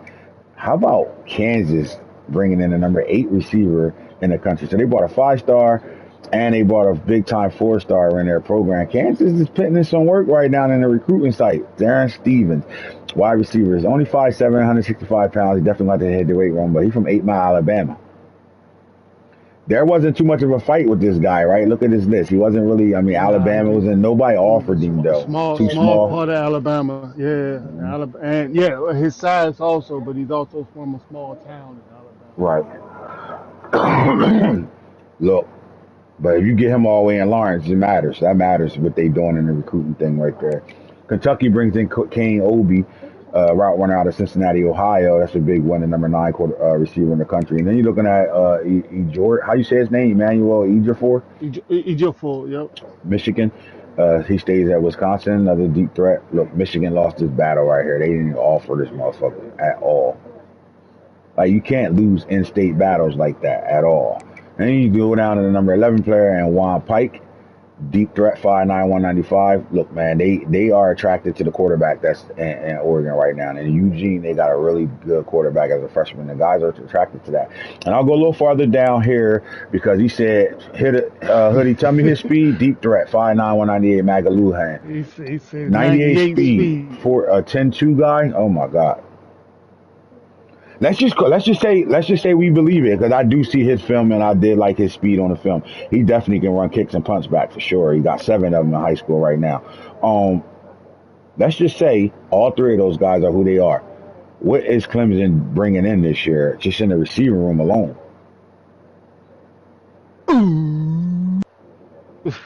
Go ahead, keep chasing these running backs on these flex bones and see what happens. Ooh. Ooh, that's what they doing out there, Bill. Let's get to the tight end room. Walk on by. West Virginia signs the number 1 tight end in the country, and Rick Quick. Penn State lost his battle. Maryland, Virginia Tech, and Clemson was in the mix. But Clemson gets the number 2 corner, tight end, and Travis Cameron, a vertical threat tight end, 6'2", 245 out of Ackworth, Georgia. That's a big time win because It's this two more guy, that run 96 speed two more Facebook that run teachers at 96 speed. Jewel. All right, that's enough. Get off our show. We tired of hearing all that goddamn speed. Get the fuck out of here. Nobody want to hear shit from you the rest of the night. This nigga signing demons. Oh my god. It should have been a dud in there somewhere. God damn it. Mm-hmm. Clemson fucking going crazy. All right, Zach Stanzi didn't sign yet. Missouri, Kansas, and Oregon State is on his menu. How about the number 3, they're saying number 4 tight end, and Clavon Williams, possession guy, 6'5", 257. He already got the size right now to go to North Carolina State. Look, Clemson and North Carolina State was battling a lot. Clemson actually won those battles more than North Carolina State, but North Carolina State brought in 15. He got 19 4-stars in the building right now. I keep telling people North Carolina, South Carolina are good schools. If you in that state, you have opportunity to win a lot of big time battles because there's a lot of good players that come out of those states. All right, Colorado lost the battle to Garrison Bandy to Minnesota in their tight end room, but Colorado signed 2 tight ends in this class already. Maryland gets the number 6 tight end in Doug Simons, and then Texans gets Tyler Quick. So look, Rick Quick goes to West Virginia, and Tyler goes to Texas, and they're cousins, right? He stays in Texas at Elgin, Texas, vertical threat, 6'5", 250. This guy's going to stretch the field. He's just giving Texas more weapons, in my opinion. Then another tight end goes to Minnesota. Earl French stays in state and goes there at the number 8 tight end. Kentucky brings in a blocking tight end in Gastineau. And then Miami gets the number 10 tight end at Bobby Ostergaard. He's out of Fort Lauderdale, Florida. That's Deion Sanders' home state. Lauderdale. What do you like about him, though? I like the size. You know, we looked at him a little bit. We passed on him. You know, we're not a big tight end school in the first place, but 6'5", 237, Lauderdale.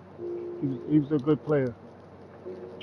And you know, the University of Iowa will bring in a tight end, their NFL pipeline with tight ends this series, and Jimmy Downs blocking tight end as well, right? And you got 2 more guys that are not signed to nobody yet. Colorado gets the number 14th tight end in the country, and he is Jim. So they saying he has 5-star potential, 4-star by recruiting sites though. Let's get to the O-line, though. Let's talk about the offensive line tackles. We only got 3 5-stars from the offensive line, but you got a 5-star plus that Texas signed, the number 1 left tackle in the country. Now, when you break these tackles down, you're going to have to break them down from left and right? So this is the number 1 left tackle in the country, and Garrett Alford. He a green star, 5-star. This guy's elite. He's going to be a guy that really should have a 6-star if they can give out 6 stars.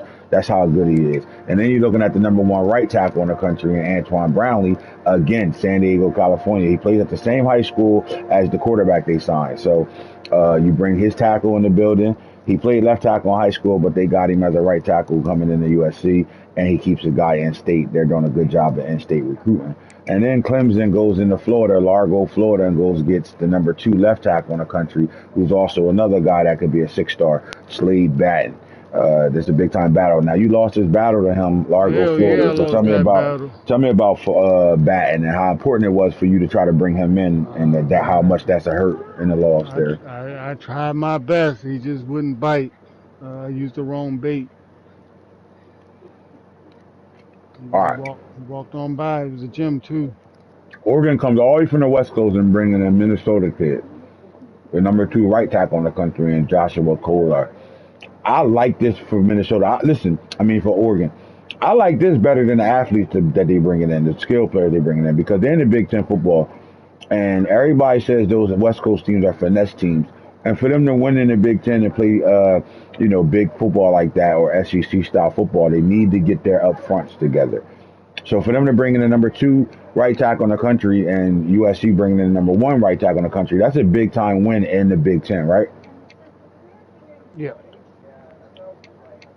Texas Hills, give me the number 3 right tackle. I'm surprised Texas was able to get these type of players, because if you saw what they did in 2025, you know they attacked that offensive line heavy, and the fact that they continue to attack that offensive line is telling you that what type of program they're building. But Mushu Kavka is staying in Texas. Ulis, Texas, 6'7" too, 301 pounds. This guy will be 325, 330 before it's all said and done.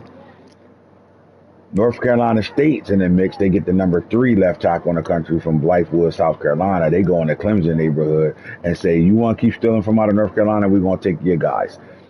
This was a big time fight there. Syracuse was in the mix as well, but North Carolina signs that dotted line. Brett Upshaw verbally commits there, and these are the type of guys. Look, when we look at these type of guys that are going to be players, right? Like these guys really can come in and play right away. Now Texas, and on the other hand, these guys might come in a red shirt, and that's what you know when they're building a really good program. When you got guys that are this caliber that can go anywhere in the country and start, and gonna have to red shirt and wait their turn.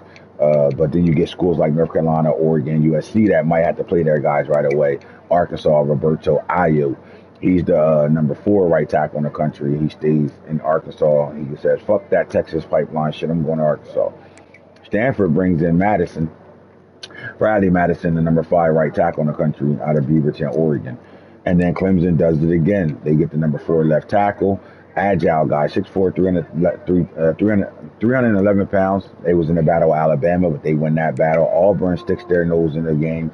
Isaac Lumia, he goes as the number 6 right tackle in the country. Big time battle there. All right, so we're looking at UCLA wins a right tackle, number 7 right tackle in the country from Honolulu, Hawaii. Auburn's in the mix again for a right tackle, number 8 right tackle in the country from Miami, Florida. They take them right out of Miami's backyard. You was in that battle as well. Are you upset you losing these type of battles on the line? Yeah, I am. I'm not gonna lie. I'm very upset, but we're gonna work on that for the next season. My question is, what was Miami going after that they wasn't even able to offer this kid? You know what I'm saying? Like they going at what they chasing, because you They don't let they this had out of their your eyes on backyard. something else. Yeah, you definitely don't let this out of your backyard, right? But you can't put the points on this guy because you know went after a million other motherfuckers already, and they're doing a good job. They're in the top 10 too as well when it comes down to recruiting right now. So Miami balling right now. So you got Andreas Estandia. Look, man. If you guys go good, get yourself some offensive, defensive elite coordinators, you can win battles like Clemson winning, Tennessee winning, USC winning, Miami winning.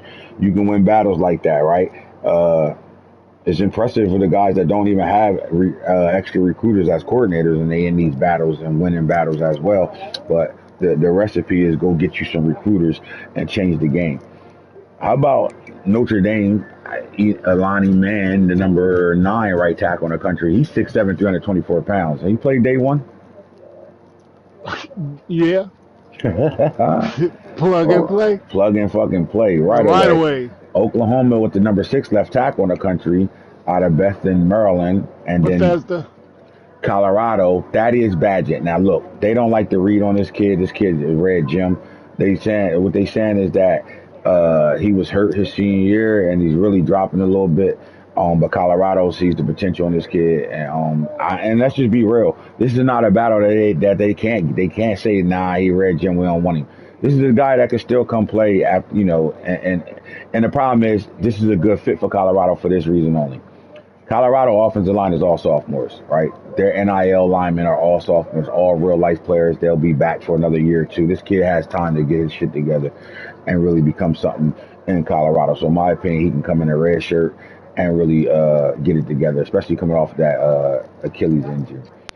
And North Carolina State, they winning a lot of big time linemen. Look, North Carolina State did what Texas did last year, which is attack that offensive line heavy. And when you're a program that understands needs and go after the shit and not just go after whoever the fuck there, and you go after what you need, you're a type of program that's going to be in the mix when it comes down to season 3, 4, 5, and on. You're going to be in the mix on all that shit, right? Tennessee need offensive linemen, and we're looking at the number 12 right tackle in the country, and they finally got a guy 6'7", 296. Tennessee offensive line is not SEC up to SEC caliber, and I think bringing a guy like this in matters. Texas does it again, and Cat Tapano, right tackle, the number 13th right tackle in the country. We're looking at the number 7th, Anthony Thrasher, hasn't signed with anybody yet. Texas A&M has the number 14th right tackle. Arkansas has the number 8 left tackle. Tennessee has the number 15 right tackle, and this is good for Tennessee. Now that I see them bringing in a couple of guys that matters. North Carolina is in on everything when it comes down to offensive lineman this year. Quentin Travis, the number 16th right tackle. The number 17th and 18th right tackles haven't signed with anybody yet. USC looks like they're going to win this battle in Brookhaven. And then Texas is on the right tackle of Galagos. They bring him in. Red Jim, but 6'5", 296. Wolf for Texas. Again, they can afford to bring in any type of offensive lineman because they got a chance to redshirt these guys in. How about Kafka? Another one of these. Wasn't it Kafka that already signed in this class? Yeah, yep. One from Texas, other one from Miami or from Florida. The number 20 is right tackle in Tampa, Florida. Okay, good shit, Miami. All right, I'm looking for left tackles now. We already got to 20. All right, Utah. Is that Utah? Yep, Utah. Hero Burgers. We're going to be talking about Hero Burgers a little bit. Auburn, looking at left tackles, right? All right, we go. Greg Browning goes to LSU. Another California guy stays in state. Right tackle Waiters goes to Colorado. He's from Colorado. Looking for left tackles, though. All right, the number 11th left tackle in the country is Isaiah Pryor. Number 12, Matt Lane goes to North Carolina State. Timmy Funches, right. I don't need the right tackles. I need all left. Left tackle, George Valerie goes to Florida. 15 is Singular Anger. All right, there we go. Let's go to guards. Clemson signed the number 1 guard in the country, and Ryan Likely.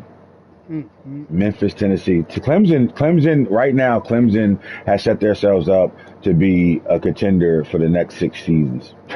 Just in this class alone. All right, not even what they did last year, but let's go. Texas, the number 2 right guard in the country, and Colin Badass. All right, Choice hasn't signed with anybody yet, but Toledo look like they're in the mix for him again. That's what's up. Toledo looking like they're in the mix. Colorado brings in Benji Isaac. This kid will be a day 1 starter from Boulder, Colorado, right out of their backyard. And he's the only kid in this class that they know that can come in right away and play. Volkin too, but they think Isaac is the next Jordan Seaton. When they'll have all sophomores on that offensive line, they do lose 1 senior and Khalil Benson. And, you know, the path for Isaac to come right in and start right guard for this team is pretty much his to lose. And look, he's in Boulder already, so, like, there's not a far move. He's already in Boulder, Colorado right now, so being on campus, look, he's every home game. He said he liked to stay home. He meant that shit. Although Kansas State really pushed for it. Roderick Gano, the number 4 right guard in the country. Florida, big time player, 6'3", 311 too as well, man. You went to South Carolina and they brought him in the building, right? Yeah, I had to while Clemson was focusing on these 5 stars from Tennessee, I had to sneak in their back door and diddy them. And diddy the shit out of them. Texas, Patrick Hansey, the number 5 right guard in the country, goes to Texas. Look, Texas is just him. Clemson, Texas, they're just cleaning the house right now, right? But look, I'm gonna tell y'all like this: we got some power. We got some big time blue blood schools that ain't doing shit in the recruiting market, right? We got guys on teams that ain't recruiting, ain't got a sign, motherfucker, ain't doing nothing. And the more y'all don't do shit with those type of programs, the more the programs that are those type of programs that are doing shit are going to keep signing big ass classes. So until these Michigans, Ohio States, the Penn States of the world, until these type of schools start getting in the mix and start doing things, listen, put yourself on auto recruit. If you can't do the shit, put yourself on auto recruit so we can balance out this recruiting shit. Like, knock it off. Y'all just letting motherfuckers just sit and people stealing the shit out of them when they fight that y'all can win as well, right? Y'all have the programs to win these battles, and when y'all not fighting, y'all making it easier for those programs that are those blue bloods that can just go in and win any battle they want right away, right? So put yourself on auto recruit so at least this computer can recruit for you. Alabama, Devin Bradbury, number 6 right guard in the country, out of Lake Landwood, California. Alabama always going, like, it's unheard of for them to go get. And when you go to California, you're not going to get no 335-pound player. You're going to get this type of player. But by the time they get them to time they get them to Alabama, Tuscaloosa, they're going to put the weight on this kid, and he'll end up turning into something big.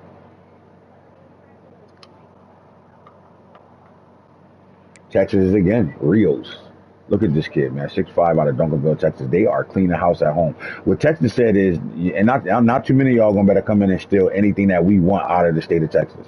If we want them, good luck with that. Now, if we don't want them, you can get them. We'll let them go. But if your pipeline is Texas, good luck with that, because we ain't letting shit go out of Texas, and they dominating right now. Pritchard hasn't signed with anybody, Florida State, but Miami about to steal him because we know Florida State ain't putting no work in. USF in the mix too. Yes, sir. I like that battle. We're going to come back to that. How about Peppers? Matthew Peppers goes to Memphis. And then you're looking at Volk. Stephon Volk goes to Colorado from Arizona. Surprise Arizona, too. Agile offensive lineman. Then you're looking at the number 3 left guard in the country. Hold on. This is the number 2 left guard in the country. So Texas has the number 2 right guard, the number 2 left guard. Colorado has the number 9 right guard. USC has the number 3 left guard. Oklahoma has the number 10 right guard. BYU has the number 4 left guard. Florida has the number 11 right guard. USC has the number 12 right guard. Notre Dame has the number 13 right guard. Arkansas has the number 14 right guard. Texas has the number 15 right guard. And Ham looking for the left guards. Let's get down to the left guards. All right. The number 5 left guard, Nick Milley, hasn't. Toledo look like they ready to win some battles over here. Like, Ole Miss can't lose this battle to Toledo. You feel me? Fort Lauderdale, Florida. He ain't looking at no Miami, no Florida school except Florida State. They did offer him, but he locked them out. Ole Miss got to better find a way to win this battle. We know Wisconsin is the offensive line university, so they get the number 6 left guard. The number 7 left guard ain't signed to nobody yet either. Antoine Harmon, he got Louisville, Illinois, Michigan, Notre Dame, and Missouri. Look like he want to really stay in the Big Ten, in my opinion. Wisconsin. All right, here we go. Left guard, Oklahoma got the 8th left guard. North Carolina State got the 9th left guard, and they got the 10th left guard. And there you go, your top 10 offensive linemen. Centers. Look, North Carolina won on that line, right? They getting healthy on that fucking offensive line. Muamba goes to Georgia. USC goes into Utah and takes South Jordan. Utah takes out the athlete Agile. They were fighting for Colorado hard. They beat that battle and brings in a 4-star there. Little John hasn't signed with anybody yet. Alabama gets the number 4 center. Texas gets the number 5 center. Arkansas gets the number 6 center in October. How about North Carolina State gets Marcellus Queensberry at center. Number 7, number 8, UCF gets that guy, stays in Brandon, Florida. Kansas State gets Matt Magayo, the number 9, and the number 10 goes to Boise. All right, fellas, the defensive ends. We're looking at Clemson gets the number 1 athlete, right? Number 2 nationally. This is the number 2 player in the country hitter. Number 1 at position. He's a power rusher at defensive end, 6'6", 267 pounds. Portland, Oregon. He goes right into Oregon's backyard and takes them from Colorado, Tennessee, Oregon, and Arizona. Clemson already has a really good defensive line, and I think that's the reason why this guy signed with Clemson. I think he understood what they do on a defensive line at Clemson, and he likes the scheme, and I think that's what attracted him there. But that's a big-time win for them because he's an athlete, probably can play a little bit of other positions as well. How about Syracuse with the 5-star Walt Emil from out of New York? He kept a guy home. Power rusher at 6'4", 278. Did he put on 25 pounds? He fucking around being a defensive tackle. Outside linebacker. Listen, that's a big win for Syracuse to get the 14th player in the country as well. Illinois takes Jackie Bibb right in, 6'3", 274 out of Illinois. He stayed home. Clemson back in the mix with Rashawn Carlisle, 6'6", 292 out of Pompano Beach, Florida. That's right in their backyard, though. Clemson always get these type of players from this type of that part of Florida. North Carolina State was in the mix and Georgia as well. Clemson signs him 6'6", 292. They get the motherfucker fourth DN in the country as well, and Nick Spears 6'6", 293. Man, listen, So this class won't this is hit Madden scary. for another 3-4 years. This class won't hit Madden at all. It's not the right league. Double R is the league that will hit Madden. That will hit Madden. I'll be doing a show for that tomorrow. This class is for just my homecoming league. But look, we looking at Clemson with the top 5 defensive ends in the country, right? They get the number 1, the number 3, and the number 4 defensive ends in the country right now. It's a solid. Texas is in the mix, and they get DeMarcus Michael. They keep him in League City, Texas. They keep him home. Georgia steps up, and they get the last 5-star, and Demetrius Matlock, speed rusher, 6'6", 264 out of Ohio.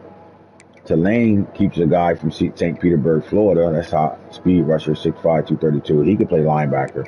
North Carolina State get the number 4 left end in the country, and Joey Moses, 6'6", 257 speed guy.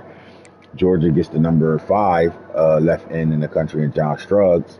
And then Colorado gets the number 6 Green Gem, right? This guy was on sites as a 5-star as well. They win that battle in a power rusher, 6'4", 256 in Stafford, Texas. They still Khalid Ty.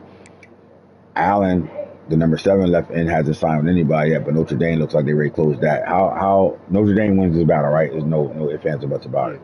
Yeah, you got this. All right, Oscar Rivera, athlete, goes to Colorado at 6'6", 271, power rusher. Then you're looking at the number 7, Todd Jerry, number 7 right end, stays in California and goes to USC. USC doing a hell of a job keeping them California guys. Scott Schumer stays in Virginia, 6'6", 258. Tennessee gets Veron Welsh right out of Nashville. Texas comes and get Cadorio right in, number 10 right in the country out of Arlington, Texas, right in their backyard. Alabama does it again, and Levi Borghi, 6'3", 245 out of Grand Prairie, Texas. Then you're looking at the number 12, Dennis Barr. Looking at Penn State with Brady Batty, out of Hartford, Connecticut. And then Oregon comes in the mix and gets James Rivera out of California. Texas gets Estes. And then Oregon does it again in Fabioluju, right out of Portland, Oregon. And then to round it off, Scotty McGray goes to North Carolina State. The D tackle room is some 5-stars in the building. 1, 2, 3, 4, 5, 6 of them. Now watch these battles. Alabama gets the number 1 D tackle and number 2 D tackle of state and state. From Maryland and Virginia. Ain't that the DMVR? Yeah. DMV. They took that right out of those states. Colorado was in that battle here, but there wasn't. Definitely Penn State was in the battle. They barely beat Penn State for this guy. Tennessee goes in and gets Timmy Morey, the number 3 D tackle on the country, 5-star. There's Clemson again on the speed rusher, Nathan Bajicki. And Syracuse and Colorado was in the mix on that battle. Clemson steals that. Then Syracuse brings in Patrick Wiggins out of PA, West Fort, PA, power rusher at D tackle. And then Miami gets the last 5-star, Marquise Peterson out of Bradenton, Florida. 6'3", 300. Look how big he is. 6'3", 323. That's a monster. RJ Skaggs goes to Tulane, keeps him home. USC, again, California, Fatia Fua. And then Florida brings in Coney Price. All right, we're going to talk about Coney Price for a second. Why you feel like this kid is going to come in and be a day 1 starter for y'all? Talk to me about what you saw on film. I saw a player that was very strong and made almost every tackle, and he had great hit power. Yeah, I think this guy comes in for Florida and starts right away, right out of Jacksonville, Florida. He's a dog. I like him. I also like Jose Gee. Listen, this kid to me is another one of those guys that have come in and played day 1 right away. 6'5", 310. Like, you got to think about this. 6'5", 310. He might, before his career is over, we might see him at 335 pounds. Easily. And then he comes right in and fit for SEC football. The number 11 D tackle hasn't signed with anybody yet, but Memphis and North Texas is fighting for him. North Carolina State gets Khalil Snead, 6'2", 328 pounds out of South Carolina. Florida goes and gets Deron Toomer out of Winter Park, Florida. and they sign him, and then Louisville gets the number 14th, Charlie Fine. The number 15th guy ain't signed yet, but Miami got the number 16th, and Keenan Brockwell, 6'6", 18 out of Hollywood, Florida. It looks like Florida State wins the battle here, and then Texas is in the mix as well as Appalachian State. They get themselves a D tackle as well. Slide to the outside linebackers real fast, and let's go. Donahue goes to Alexander Donahue, the 5-star, goes to Texas, North Little Rock, Arkansas. Big time win there. Ty Yahtzee, Colorado, lost this fight. I was in this battle, but lost that shit to USC and Penn State. Syracuse gets the number 3 outside linebacker in Braden Barn. They keep him from Pennsylvania. They keep him on their pipeline. Georgia goes and gets 4-star Mills. Nunes goes to Baylor. Miami gets Garrison Cleveland, 6'2", 232 from Fort Lauderdale. Notre Dame, Edward Meeks. Georgia Tech keeps Marquise Holyfield in from Tennessee. And Virginia Mamalua. You got USC with Pedigree, another fight that I had with them. And Corona, California. Again, keeping their in-state guys at home. You're looking at the number 10, Melvin O'Kiney in Syracuse, and USC gets the number 12 and 11 players, with Syracuse getting the number 13. But then they got him as the number 2 player at his position. Talk about that, Heather. We down here at 12 on left outside linebackers, but they're saying Syracuse has the number 2 left outside linebacker in the country in Jake Marshall.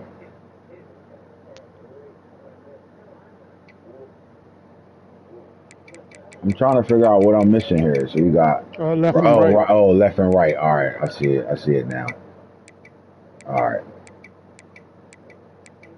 So the number 1 left outside linebacker. Here, Red Jim though. Here's the number. There we go. I see it now. Syracuse got the number 2. All right, so we want to go through some of these lefts. Left not signed yet. Texas look like they're gonna get Maurice Cheeks. Tobias Hudson, Oregon look like they already signed him. BYU. Syracuse gets another left outside linebacker. So they got the number 2 and 5. Texas got the number 6, Curtis Darnold. And we go down to the number 7, and goes to Oklahoma. Florida got the number 18th, right? We're looking for left. Florida got the number 9. And then the last left outside linebacker is going to Oregon. Middle linebacker. There was only one 5-star middle linebacker. Arizona won that battle from Roy, Utah. Colorado and Arizona really fought hard for this battle. And Arizona pulled it out, getting the only 5-star middle linebacker in the country. Ole Miss goes ahead and gets the number 2, Adrian Shimunek. Miami and Holstein, number 3 from out of Sickerville, New Jersey. And then you got Alex Grime from Corpus Christi, Texas. Ohio State wins the battle on Josh Humphreys. North Carolina State gets Spain, the number 6 middle linebacker in the country. Auburn gets the number 7 middle linebacker. USC keeps another guy at home, Faluya. And then Auburn gets the number 9, and Miami gets the number 10 middle linebacker in the country. We start going down to 3 stars when they come down to these middle linebackers. When they come down to the top 15, top 20. All right, the cornerback room. Zach Kendricks goes to Wisconsin. Georgia gets Pitts. Wisconsin gets the number 1 and 3 corner in the country. Gallimore hasn't signed with anybody yet. Looks like Kansas is trying to win that battle. Oklahoma State, Baylor, and he looks like he won't be in the Big 12. How about Bajorguez goes to Texas from San Antonio. Kentucky gets Everett. The number 7, James Emerson, goes man-to-man, 6'2", 2'3", 203 pounds, big time. Texas gets Yearby, 5'10", man-to-man, corner out of Friendswood, Texas. Tennessee brings in Stump, another man-to-man, 204 pounds, 5'10". Daniel Augustine, number 10, zone corner, 6'3", 205 pounds, hitter, goes to Syracuse, big time. Oregon brings in 6'1", 189, zone, Moses Capps. Penn State brings in Mitch Singleton, man-to-man corner, 5'11", 203 pounds out of Pennsylvania. Wisconsin brings in another corner, and Austin Brutus, 13. They bring in the top corners in the class. We go down to USC, keeping another kid home. Miami goes into Georgia, and then Florida stays in Florida, and Sanford, Florida, and brings in Lamont Kirkus at 6'1", 203 pounds. Arizona brings in another 4-star, and so does Clarence Cox, goes slot corner from Mission Hills, California, the number 20th corner in the country right now. Safety room, we're looking at quickly. Auburn goes to Juan Ringo, the number 1 safety in the country.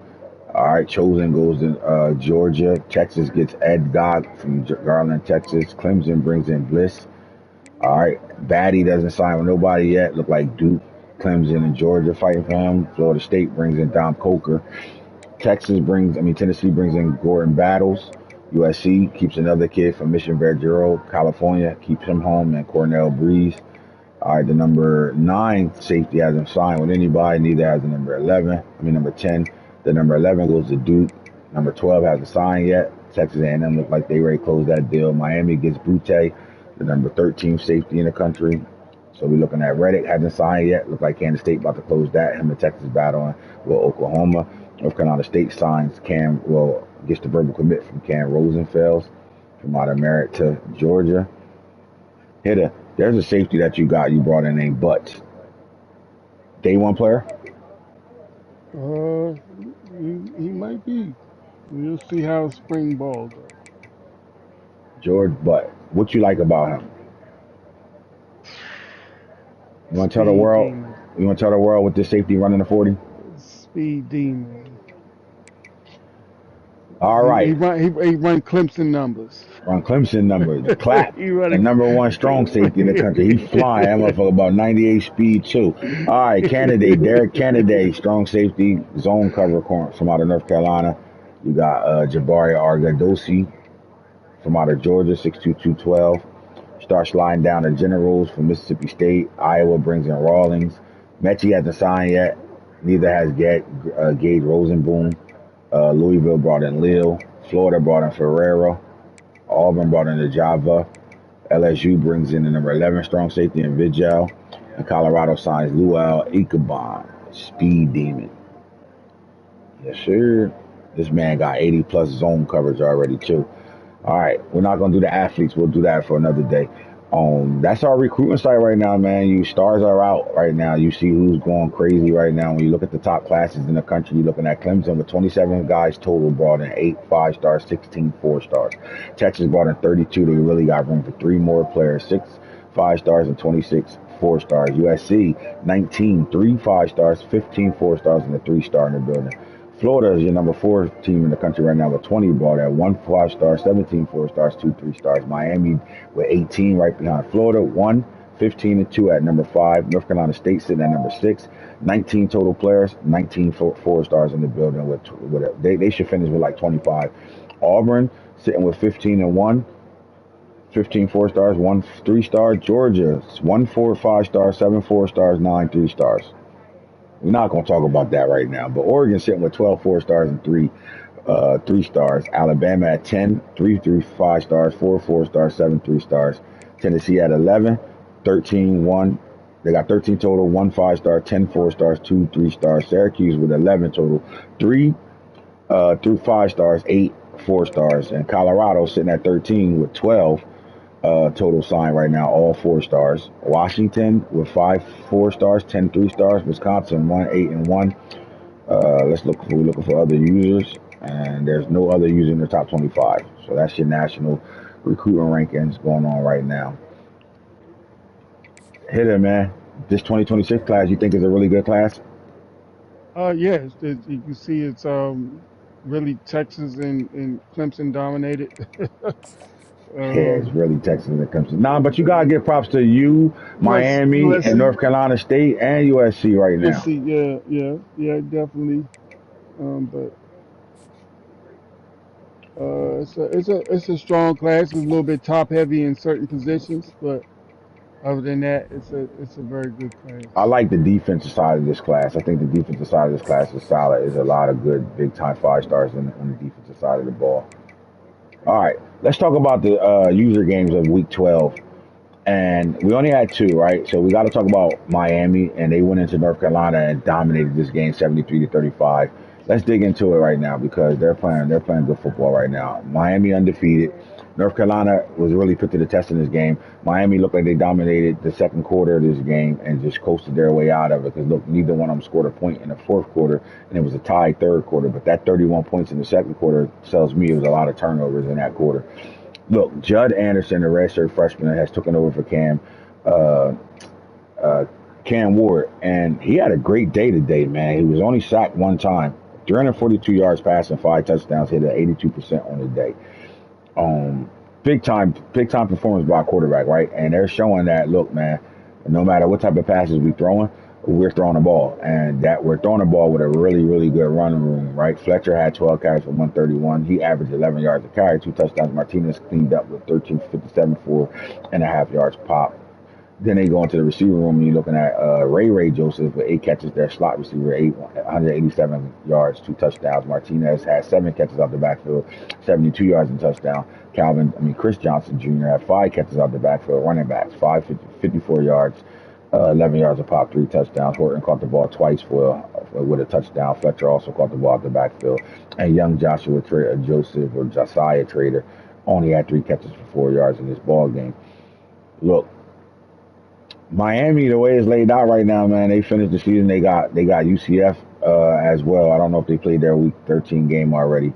We'll get to that. Let me see if they played that already.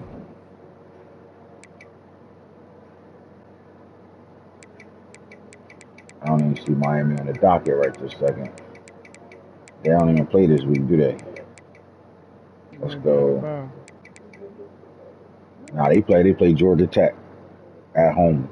Miami win this game and then they beat UCF. They might be planning taking their talents to the ACC championship game. Clemson just dominated SMU 87-21. So it's big time football. Got to get played to finish up the season right now. But again, when you talk about that Miami game, they went in the University of North Carolina and really dominated this ball game. I want to see what they did defensively. Anytime you talk about a team that won, you want to see defensively. And I think when they have a 31-point quarter like that, it's because it was turnovers that happened in this game. Looked like they had like six interceptions. Yes, sir. 2, 4, 5, 6, 7 of them. 7 picks. Not only did they have 7 picks, Bain had 2 sacks. Moten had a sack and a half. Wilson had a sack, and Kramer had a sack with a sack and a half on Lightfoot. So they was getting to the quarterback and making him throw the ball off balance and picking his ass off. So shout out to Miami dominating right now, playing good football and looking to get in that ACC championship ball game, right? Can they finish with an undefeated season is the question right now. Miami dominating in the ACC. That's what's up. And then the game of the night had to be Arizona and Colorado. Listen, this game at Boulder, they went into 2 overtimes. This game was crazy. Arizona jumped on top 14-0. I had a chance to go up 21-0 through a pick. Colorado, one play, big time play by Marion Miller on a post route. Bombs away. They get their first touchdown on the board, but then they miss a 56-yard field goal to go into halftime, down 14-7. Well, Arizona getting the ball after halftime. Arizona, Noah Fafita throws a pick. Colorado scores, making the 14-14 game. And you start to look at what happened in this ball game.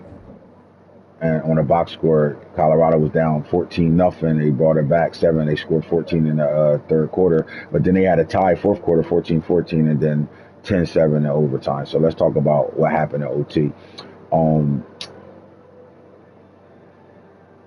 Colorado went up 28. Colorado went up 28-21 in this ball game, and then Arizona went up 35-28. Colorado scored the last touchdown to take them to OT. In OT, Colorado got the ball. They scored in like 6-7 plays. Arizona scored on inside zone on the first play. Boop. Or flex ball. They came out flex ball and ran a fullback right up the middle on the midline to the crib.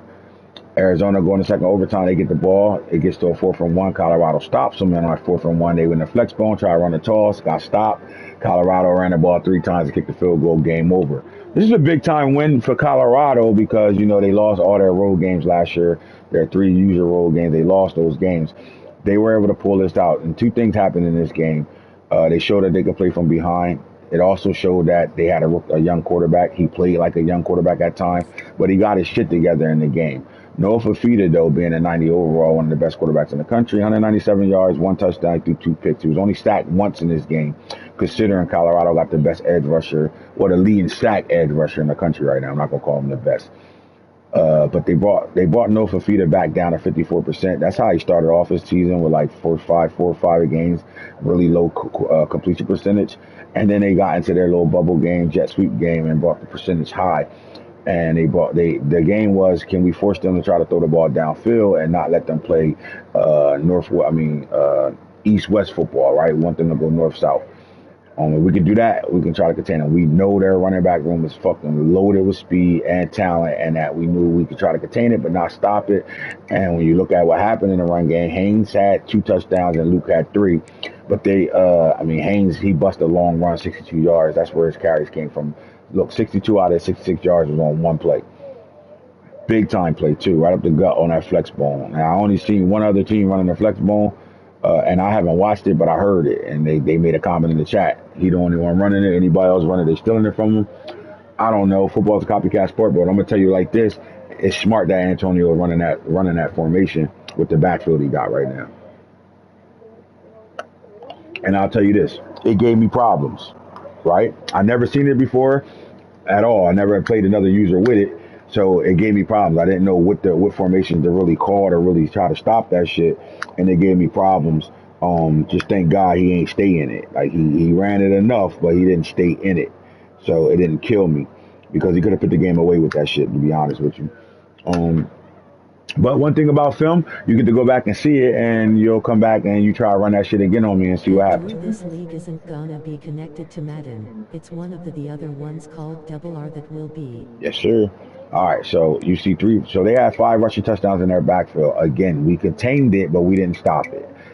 All their running backs, we slowed them down to the point where they didn't rush for what they was rushing for game-wise. They were somewhere between 300, almost 400 yards on the ground every game. We kept them from that number, but they also still scored 5 touchdowns out of the running back game. This is where, things got interesting, right? Their running backs caught the ball 6 times between 2 running backs. Torian Williams did score on a jet sweep, 1 catch, 26 yards. And we were able to contain that offense, but we couldn't stop it. Just like they contained us and they couldn't completely stop us. But it made us change our game, and we made them change theirs in a sense, right? We made them go back to what they didn't really want to go back to, which was throwing downfield, what they struggled with through their first 5 games. And we saw that. We never watched them play, but we went through their first 5 games and saw the storyline, like the stat lines of what they were doing. And we knew if we could stop the run and not let them kill us with jet sweeps and things like that, make them throw the ball downfield. Noah Fafita hasn't really been having a good year throwing the ball downfield. And that might be due to the young receiver room he got right now. He's a really good quarterback that's going to go pro, but his receiver room is all young. He lost all their receivers for the most part. So everybody's up and coming and playing for the first time.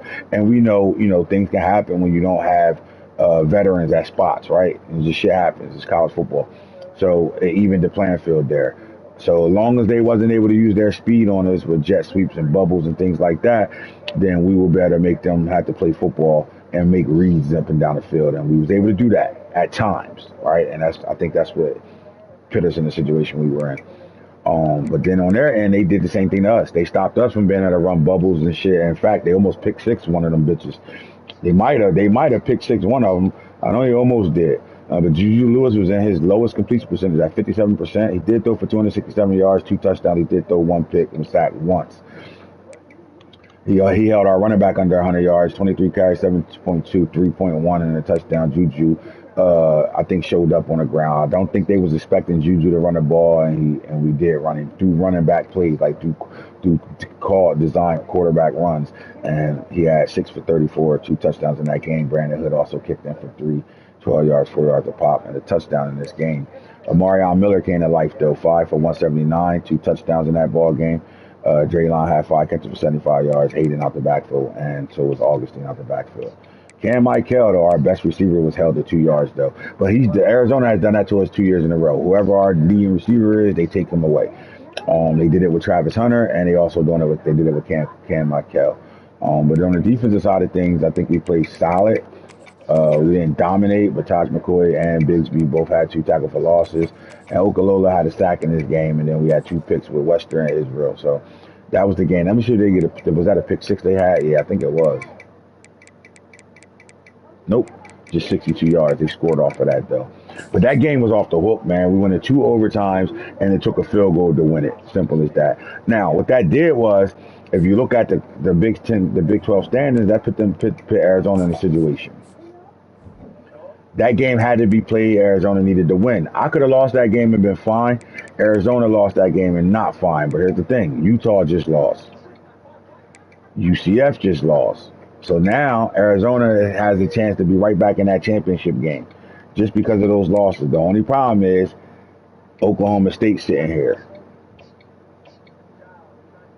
If Oklahoma State win their ball game, then the battle is going to be between those two guys, Arizona and Oklahoma State, because everybody else lost, and Arizona has nothing but a computer team left, I think.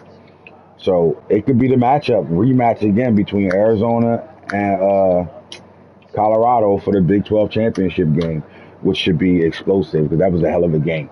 So now you're looking at Oklahoma State has the only shot. Like things are all lined up, right? Boone lost his user game to Kansas. Utah just lost. Who they lost to, I don't know. Well, I'm about to go see. And then Arizona just sitting here waiting, right? Because the only person that can give them a problem is Oklahoma State, and Oklahoma State is already behind them in the rankings. So that means Arizona might be right back in the Big 12 championship game. What do you think? Am I reading that right?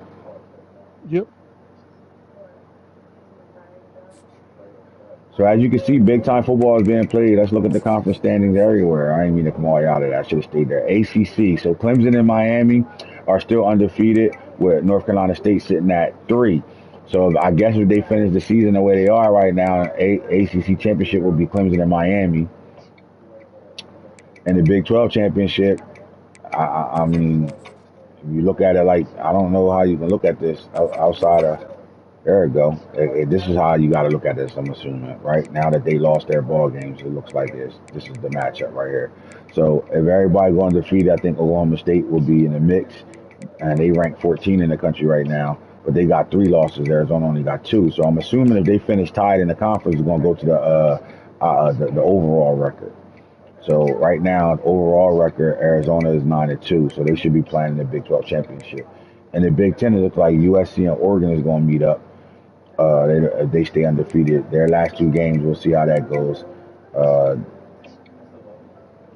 But this should be the matchup in the Big 10. Big 10, USC and Oregon, and then the SEC. Look, Florida has 1 loss in the conference, and Texas and Tennessee are undefeated. So unless one of these teams lose twice, or maybe once, maybe Florida can be in the mix, but they do got three losses on the season. So I don't know how that's going to fare. But right now, Tennessee and Texas look like they'll be playing for the SEC championship. It's getting tricky down the stretch right now. Very tricky down the stretch right now. And it's big time football that still got to be played going into all this shit right now. So we shall see how things go going down the stretch right now.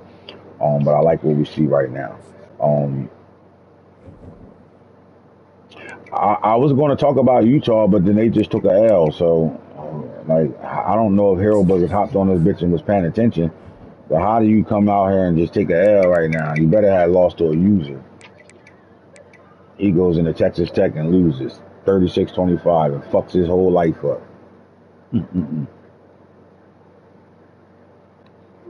But you know what? At least he played the computer and didn't do no fuck shit and try to quit it, play it twice and all that shit. He did what he had to do. That was a big loss though. And Utah losing that game knocked them out of the Big 12 championship game. That's why the football still got to be played, right? And then look, Rob coming in here and getting the 3-point win over Boone knocks Boone out of the Big 12 championship. And not for nothing, this is how it's going to finish out right here. You got Kansas got Texas Tech. They already got 3 losses. Oklahoma takes on Houston, and Arizona got Arizona State. Now, unless they go in there and lose this game, I don't see how Oklahoma going to jump them right now. But Oklahoma still got a chance with only 2 conference losses to still play in the Big 12 championship. So this is a big time week 14 for these 2 schools right here. Oklahoma State versus Houston, and Arizona playing their rivals, Arizona State, at home right now. These games is going to be crazy, and I know Antonio I need Oklahoma State to be broadcasting that game and not knowing no fuck shit. And Oklahoma State gonna say the same thing. Better play that game, and I better not see no fuck shit. So it's gonna be big time football here coming down the stretch. You like it? Oh yeah, definitely. That shit serious right now, man. Like you look at the Big 10 again. You look at the Big 10. USC played without their starting quarterback. He was suspended. 35-14. They get the win. Oregon took care of business in Missouri, 56-27. And it looks like all they gotta do is win out. You see anybody got a heavy user game? USC got UCLA, their rival game, and Oregon is off this week. So there we go. And then you're looking at, let's go back to week 13 where we at right now and go to the SEC and see how things are. Auburn and Florida. Florida beat Auburn 49-30. LSU, let me see. Texas got Vanderbilt. They already whooped their ass. And Tennessee has Mississippi without. Tennessee got to play without their starting quarterback for 2 games straight. So let's look at week 14 and see what they match up with. They got Vanderbilt in the building in Mississippi, so they should be straight.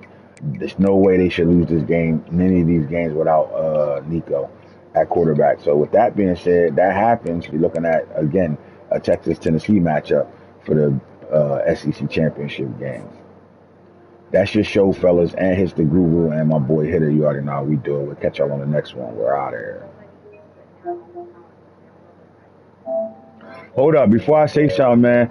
Look, man, we at the last stages of the season right now. We ain't gonna be waiting on niggas to play games that ain't gonna play games. So let me look at the schedule again, man.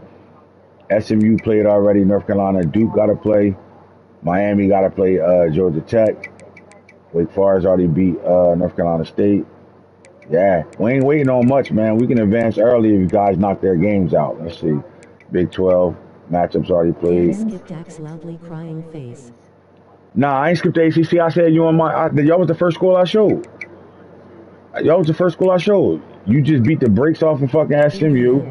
And yeah, I showed y'all first. And Miami got Georgia Tech right now. And then week 14, Miami, I already said it. Miami got to play Boone, and you're playing South Carolina. Ooh. Can Junkyard come in here and put a monkey wrench in the game? Come on, Hitter. This a Hoodie. This a big time game, kid. Can Junkyard, and this is the rival game too, bro. Can Junkyard do something here? And can Boone do something in Miami? Because look, if Miami lose to UCF or Georgia State or Georgia Tech, North Carolina State is in the mix right now. They're undefeated. They'll be the next team looking like they're playing the ACC. North Carolina State sitting back waiting. And if we get to week 14 and Clemson gets upset by number 19 South Carolina, then we looking at a different ACC matchup. But as of right now, and if these guys went out, they're in the driver's seat for the ACC championship game. This is crazy because South Carolina and North Carolina plays all rival games in week 14, fella. It's all rival games week 14, fellas.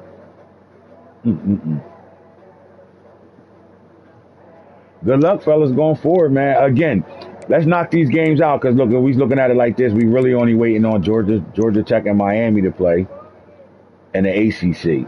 And the Big 12, we ain't waiting on. We waiting on Kansas State and Oklahoma State to play.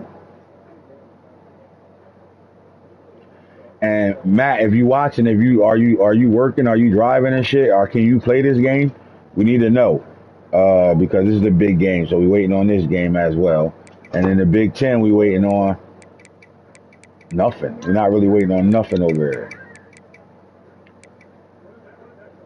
And in the SEC, we ain't really waiting on nothing. So we're only waiting on 2 games. We're waiting on Georgia Tech and Miami, and we're waiting on Oklahoma State and Kansas State. I'm about to see what's up with those guys right now on the road. So Kansas State Oklahoma get the first win there. Let's get this right. Where the fuck is McCoy at, bro? Tell him to meet me his game in the chat. The fuck?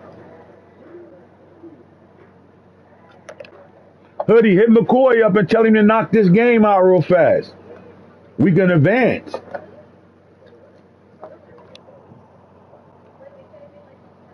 Let me know if you you heard me, Hoodie. Hit McCoy up and tell him to play this game, bro. We can advance the league. We ain't waiting on shit.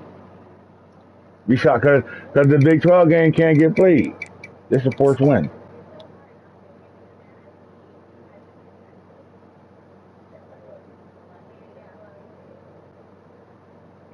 Yes, sir. Let me know.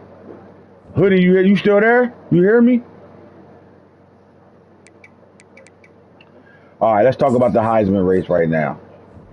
So we got Nico on suspension right now for 2 games, but he's winning the Heisman race, but he's sitting on suspension right now. Sammy Sachs is number 2 on this list.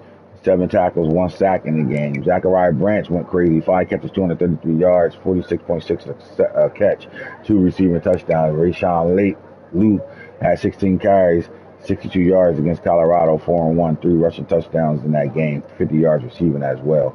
And then Colin Simmons with 6 tackles, 2 sacks in that game. So this race is crazy because he's red right now, but he's about to turn right back up. So the Heisman race is crazy because of the Nico Amaliva suspension. When it comes down to the awards show, the best player in the country right now is Zachariah Branch, Colin Simmons, Samuel Okalola, Trey Moore, Rayshawn Luke, Peter Woods, Nico Amaliva, Braden Shelby, Juju Lewis, Sterling Lane II, Doug Jones, and Caden Salters. Head coach of the year, Landlord Jumbo, Doug Williams. We got Torrey Holt and Coach Prime at 4, Big Gator at 5. Best quarterbacks in the country, Nico Amaliva at 1, Juju Lewis at 2, Doug Jones, both true freshmen. Seniors, Caden Salter and Cade Kubnick rounds off your top 5 with Felipe Rivers and then Makaya Taliyevia sitting at 7. Arch Manning at 10, and then Alex Orgy is at 12. Best defensive player in the country, Sammy Sachs at 1, Simmons at 2, Trey Moore at 3, Peter Woods at 4, Sterling Lane at 5, Brandon Shelby and Elijah Newby, Ruben Bain Jr. at 8, Derek Harmon at D tackle at 9, Bear Alexander at 10, Tajay McCoy for Colorado at 11, and Roderick Pleasant at 12. All users when it comes down to defense. Best defensive back in the country, Roderick Pleasant is number 1. Elijah Clark, senior, Syracuse. Clemson goes 3 and 4 in Khalil Barnes and Avion Terrell, and they go 5 in Jaden Lucas. You got Fasami at safety, redshirt freshman. Marcel Williams, the cornerback, redshirt freshman. Kobe Black, redshirt freshman as well. They are young. They will be back next year. Zion Branch, the brother of Zachariah, sitting there in his junior year. He'll be back for a year. You're looking at Rob Billings from Clemson, sophomore. Efasans Prysop for Tennessee, and then Khalid Beasley for Tennessee, best defensive backs. Best running backs in the country right now, Rayshawn Luke, Arizona, Dallin Hayden, senior for Colorado, Dylan Sampson, senior for Tennessee, Damian Martinez, senior for Miami, Dave Huval, true freshman for Clemson, Peyton Lewis, sophomore, true sophomore for Tennessee, Clint Spitz, another true freshman for Clemson, Jaden Blue, senior for Texas, Utah, Dejon Stanley, junior, speed demon, Jeremiah Love, a junior for Notre Dame, Mark Fletcher, a junior for Miami, and Trevor Etienne, senior running back for Georgia. Best receiver in the country, junior, Zachariah Branch, redshirt freshman Cam Michael, Colorado, Barion Brown, senior, Oregon, Z Haynes, sophomore, redshirt for Syracuse, Amarion Miller, true junior, Colorado, Deshaun Stribble, redshirt senior for Oklahoma State, Jonte Cook, second, Texas sophomore, Jalen Hell, junior for Alabama, Kyle Casper, junior for Oregon, Evan Stewart, senior for Oregon, Khalid Douglas, we don't care about, Jeff Streck, true freshman for Tennessee. Lombardi Award goes to the best defensive lineman in the country, and Colin Simmons, redshirt freshman for Texas, Trey Moore, the transfer, Texas senior, Colorado junior, redshirt Oklahoma, Peter Woods junior, true junior for Clemson, Arizona's junior, redshirt Sterling Lane, Derek Harmon, a senior, redshirt Bear Alexander in his senior year, Ruben Bain in his junior year for Miami, TJ Parker is a junior for Clemson, Darion Mayo is a sophomore for Clemson, Tajay McCoy, redshirt freshman year for Colorado, and Tyreek Sapp is in his senior year for Florida. Senior quarterbacks, Golden Arms, Clay Klubnik at number 2, Alex Orgy at number 3, Garrett Newsomeyer at number 7, and that's the only users there. Best defensive ends in the country, Okalola for Colorado at 1, Simmons, Trey Moore, Sterling Lane, Ruben Bain, Tajay McCoy, Mayo, TJ Parker, Tyreek Sapp, Isaiah Hastings Jr., Mateo Ugalele Jr., and LT Overton, Alabama senior. Interior O-lineman, you're looking at Missouri, Caden Green, Georgia's Dana Fairchild at 3, Alabama, Tyler Booker at 5, Zach Rice, number 6 for North Carolina, and come all the way down to number 10 for Jaden Roberts, and DJ Campbell, senior for Texas. Best tight ends in the country. Oronde Gaddison II for Syracuse, Jake Johnson for Clemson, Amari Niblack for Texas, they senior, junior, and seniors, Juice Verring Jr. for the NC State, Thomas Fedone II, senior for Nebraska, Tyler Moore, then you got Jerry Cross Jr. for Penn State, Jax Porter, TCU, sophomore, and then that's the last user there. Boyles Award, coaches right now, Shane McShane and Paul Cesare for Texas, OC and DCs. Bennett Williamson, OC for Oregon, and Brandon Nicholson, OC, DC for Oregon. Marvin Norman, DC for North Carolina State. Tim McKinney, DC for Clemson. Ryan Winston, OC for Colorado. Kim Carteriello, OC for NC State. Michael Henry, DC for Colorado.